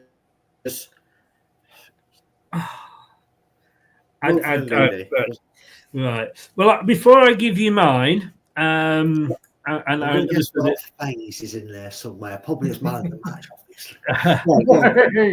Stephen is a Tottenham Hotspur fan. He says, "Please take our manager off you." But he also said, "Just for you, Brad. Sorry we stole Madders off you, and I'm sorry we sold you Harry Wanks." Yeah, you're forgiven, mate. You're forgiven. What about Lou? I like that. I did like that name. He did. I tell you what, though, apparently Ange wins something in his second season, doesn't he? So if we take him from 9 games, Chris, class it as his first season, and he wins us a championship. Yeah, totally indeed. Yeah, everybody said apologies accepted. We need to start getting back to bringing young, hungry managers who have done their apprenticeship in the lower leagues, lower levels like Brian Little and Martin O'Neill. It's a good point, but I can't think of anybody, Wayne. But that is a risk, isn't it? it is a risk, or do we go with somebody that's? Is Brad thought of somebody? You finally get your wish, Chris. It's someone you mentioned weeks ago. When we get relegated, let's get Mark Robbins in. You see, I'd take him. You finally get that wish, wouldn't you? But he's at Stoke, isn't he? So he's already gone at it. He's already vacated to somewhere else. For God's sake! You, Wayne. I had a moment. The Championship, they would be. You know, it's like Ruud van Nistelrooy at PSV. People said, "Oh, look what he did. He won a cup for PSV." But look at all the young stars he had at PSV. And PSV, you know, it's not the Championship. It's like you get a player can go from the Championship, score 15 goals, and he can score 15 goals in the Premiership if he's ready to step up. So I think we need a Championship manager. I think we need to get a Championship. And your thoughts on Mark Robbins? Yeah, I think he did, like you said, he did really well with Coventry when they're on his knee, on the knees. Yeah. I think he is a good young manager. And I do like that age of manager. I would like a Portuguese manager, you know, because I just think, there's some good foreign managers about. I don't know the foreign market for managers, but you look at the successful managers in the Premiership, Portuguese, Spanish. Yeah. Apparently, we're going to hire one. His name is going to be Brenose Roginho. But it wasn't this bad under Brendan Rodgers, was it? No. Oh, the early days, it was the best football we've ever played, I think. But even at the bad days, as bad as it was under Rodgers, or as bad as it was under Puel, it was not as bad as now. I can't believe I'm saying that about Puel. No, and to be honest with you, Chris, you know, for all the hate that a lot of fans like to give Rodgers for how we got relegated that season, he had every right to be in that dressing room and just have lost all motivation and effort to be like he was on the sidelines. Because everybody thinks, he was just always a clapping seal that just stood there and had his hands in his pocket and did nothing. Do you remember, Chris, Ian Apcho scoring that first VAR goal against Everton? And when he got awarded, what happened? All the players ran over to Rodgers, they bombarded the bench and they had a pile on and they were pumping fists and cheering. That man got us European football back-to-back seasons, fifth place finishes, took us to a semi-final in the European competition. You know, we were all set to be the first English side to win the conference, Europa Conference. And how did they reward him, Chris? They lied to him. They lied to his face, stabbed him in the back and gave him no money to improve the squad, which still would need improvement. And then what happened? Barnes, Madders, Tillemans especially, you know, Ratface, Flop Farner, who abandoned us. They're just down tools. They felt, it doesn't sound right, but they obviously felt the atmosphere, felt the manager vibe and went, well, if he hasn't got the bother to it, why should we? That team should never have gone down, but you can kind of understand now if you look at how the board have constantly lied to managers and mistreated managers.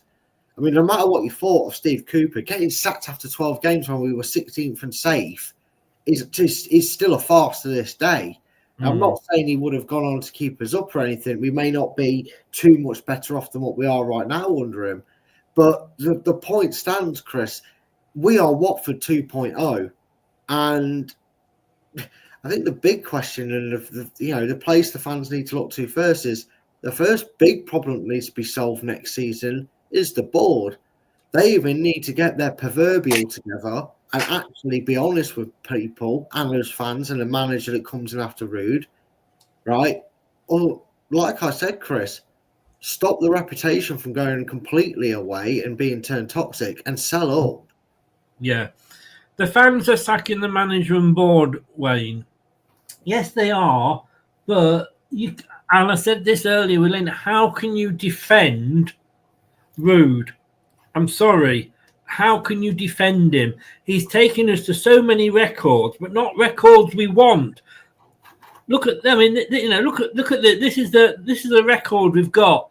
Dorco, is that a record that yes, the board have got to go, but the fans are quite right in venting their anger at the manager and at the players. Yeah, and Ranieri, I mean, 7 points out of 48 under Ruud van Nistelrooy. That's atrocious. That's terrific, superb. That's atrocious. And that just shows you suck the life out of the... Don't say that in case Lynn's watching. You can't be negative. No, but the thing is, even if you're very positive, you can't ignore the truth. The truth is the truth, and the results are the results, and the stats are the stats. One thing I will say about a manager and the way we play, I hope we go back to playing a more like your Forest play, and like Arsenal. Chelsea had way more possession under Maresca against Arsenal. Yet Arsenal had the best stats out of the two teams. So I think Maresca was great, but it was pie in the sky, and I think he ruined the team. The fallout from Maresca was big, and he nearly screwed it up. So I just hope they go to a new manager, a younger manager who's proven to run a team, and we do go to like not a possession-based football, because you look at all these teams that are winning the Premiership, they don't hog the possession. They're not interested in possession. No, but they're effective. So we need a young manager who's got fresh ideas. It can still instill confidence, because, like Brad said, the way the board treated Cooper, you got to say that's a big mistake.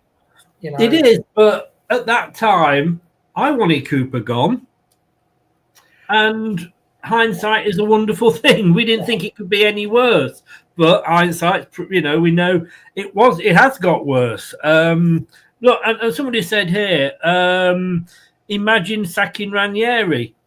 I agreed with the sacking of Ranieri. Ranieri. Yeah, exactly. We would have probably gone down in the league. We were doing what Villa were doing, which was basically doing well in Europe, but doing shit in the league. But we were doing a lot worse than he did need to be sacked, unfortunately. And if you look at Ranieri, he only ever has, and it's a well-known fact that he has 2 years at a club, and then it all goes to pot. Soon to become a Luton. I hope not. Great. I hope not. Right. Time for me to give you my performance, man of the match and donkey. Right. My performance. I've got to say 2. I can't go any higher than 2. I really can't. Yes, we seem to be playing nicer football, but we're playing a club that's in its own mess. And you can play as much nice football as you want, but we were doing fuck all with it. My donkey, and this is where I'm going to get controversial here. My donkey, I'm going to give to El Canouse, because the few times when he sort of tried to make an impact, he doesn't know where to go with the ball. He had a breakthrough. Samare had a breakthrough, played a beautiful ball through to him. He got the ball, held on to it too long. He could have given it back to Samare. I think Christensen was on the other side, and it ended up going all the way back to Mads Hermansen from just outside the Man United box. And I'm sorry, he needs to learn that you can play it to other players. So here's my donkey, but I understand why people have gone for other players. My man of the match. Are you ready for this, guys? Let me ask you if you can guess who it is. Okay. Brad, who do you think it is? About phase. Wayne. Samare. My man of the match is actually Dakova Reed for not getting on the pitch. That was a brilliant move by him, and well done. And I'm sorry, Dakova Reed gets my man of the match. Trust you, Chris. Sorry? Trust you, mate. Say I'm wrong. Say I'm wrong. Right.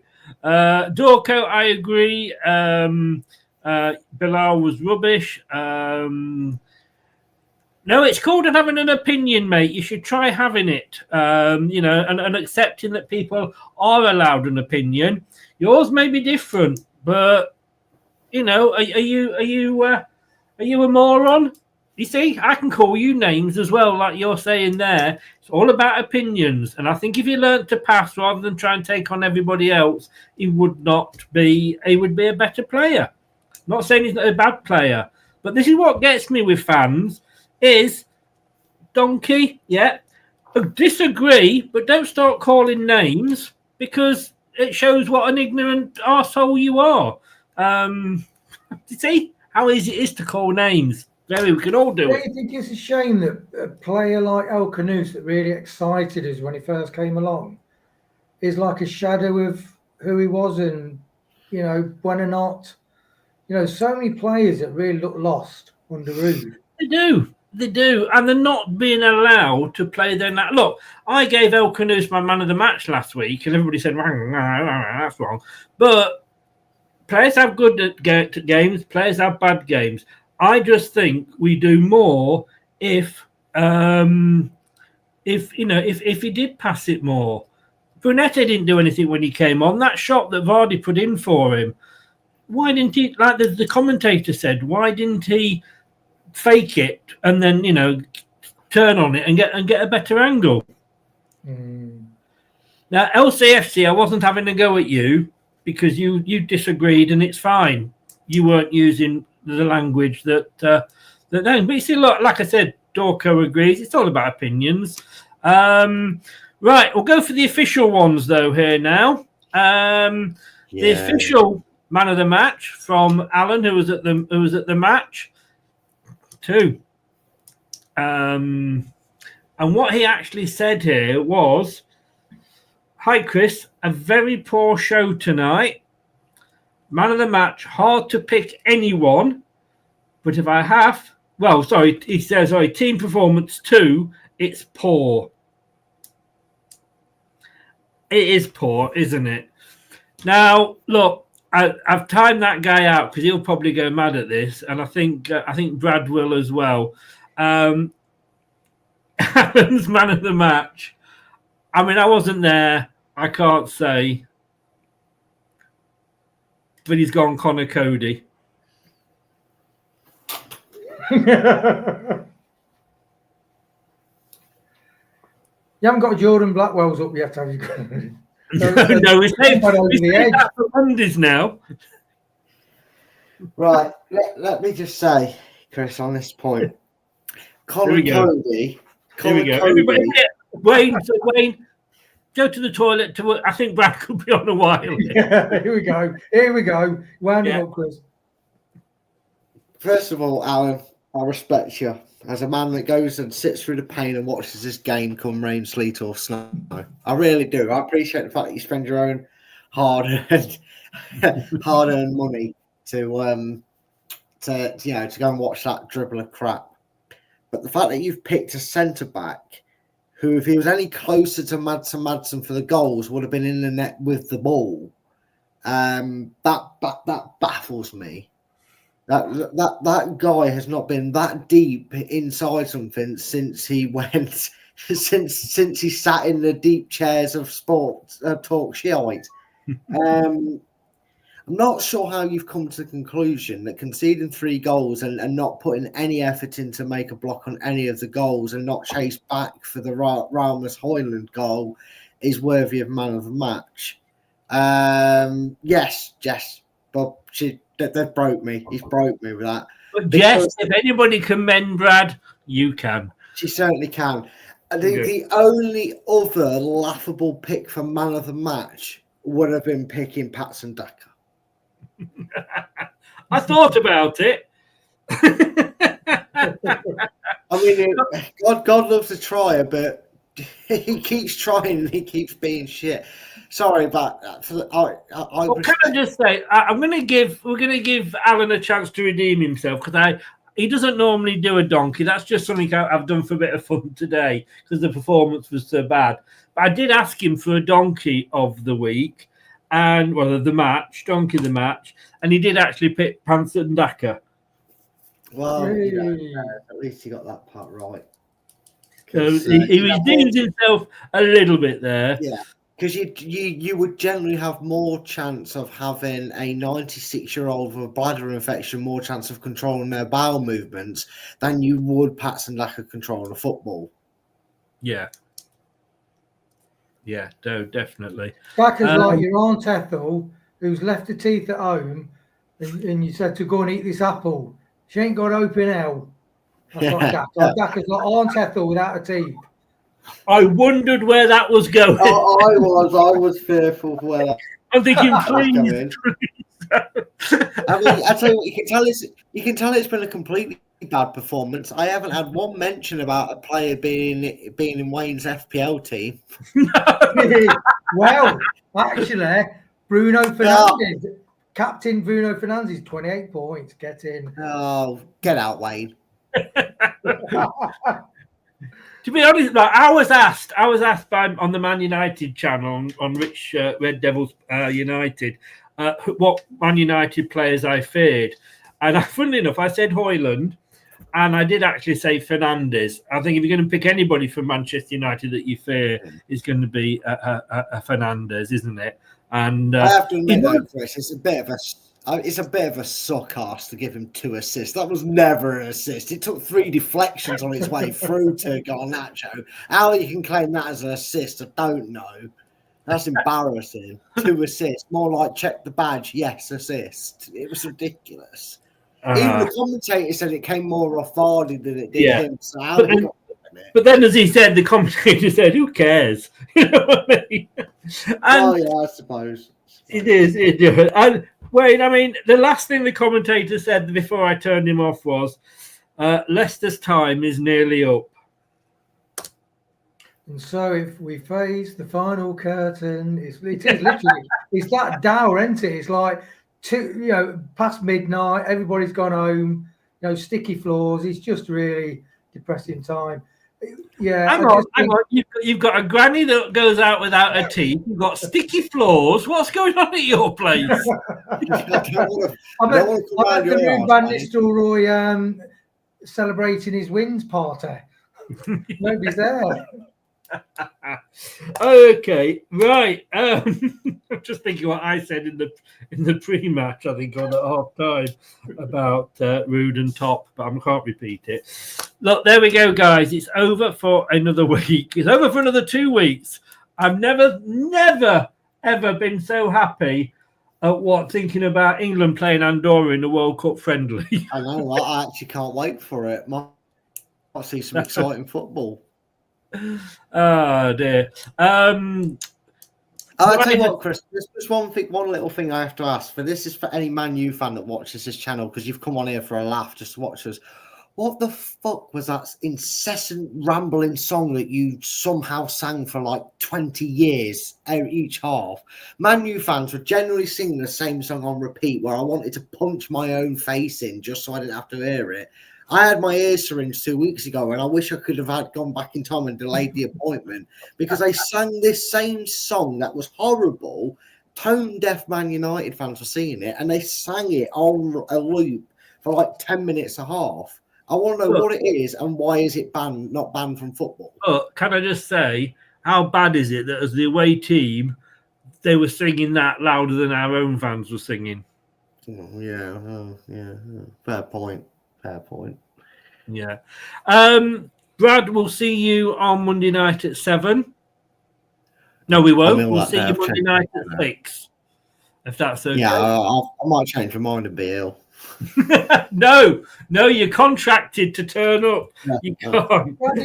Brady's smiling now, though, Chris. I mean, when he first came on, he looked really depressed. But it does look like this chat has lifted his mood a bit. You're looking quite... There's a lady in the comments that I'm looking forward to talking to afterwards. So it's all right. Best reason, mate.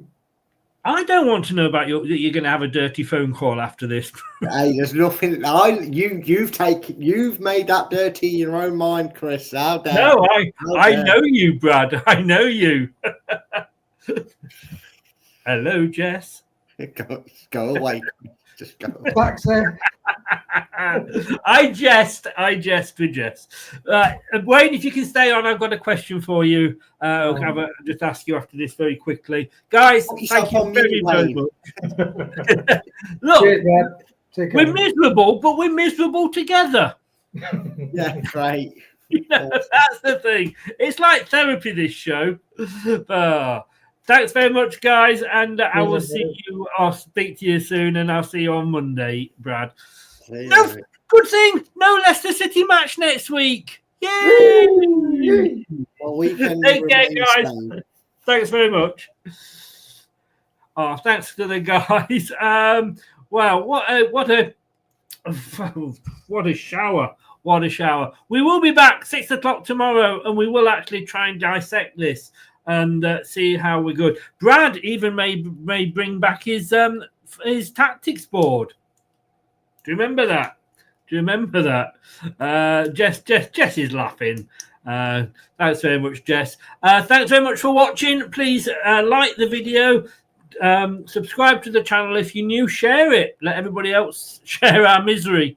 And please also click that notification bell. If you want to become a member, you can do that. It's just $1.99 a month. That's cheaper than a half pint. Cheers, Stephen. Let's share our pain together, shall we? Let's share our pain together. If you've been listening via your favourite podcast platform, as always, thank you very much for lending me your ears. I'll see you all tomorrow night. Good night. Thanks for watching. These videos are tremendous. You better like them too, or I'll be back. This podcast is proud to be part of the TalkSport Fan Network. TalkSport. Powered by fans. That will conclude this evening's entertainment.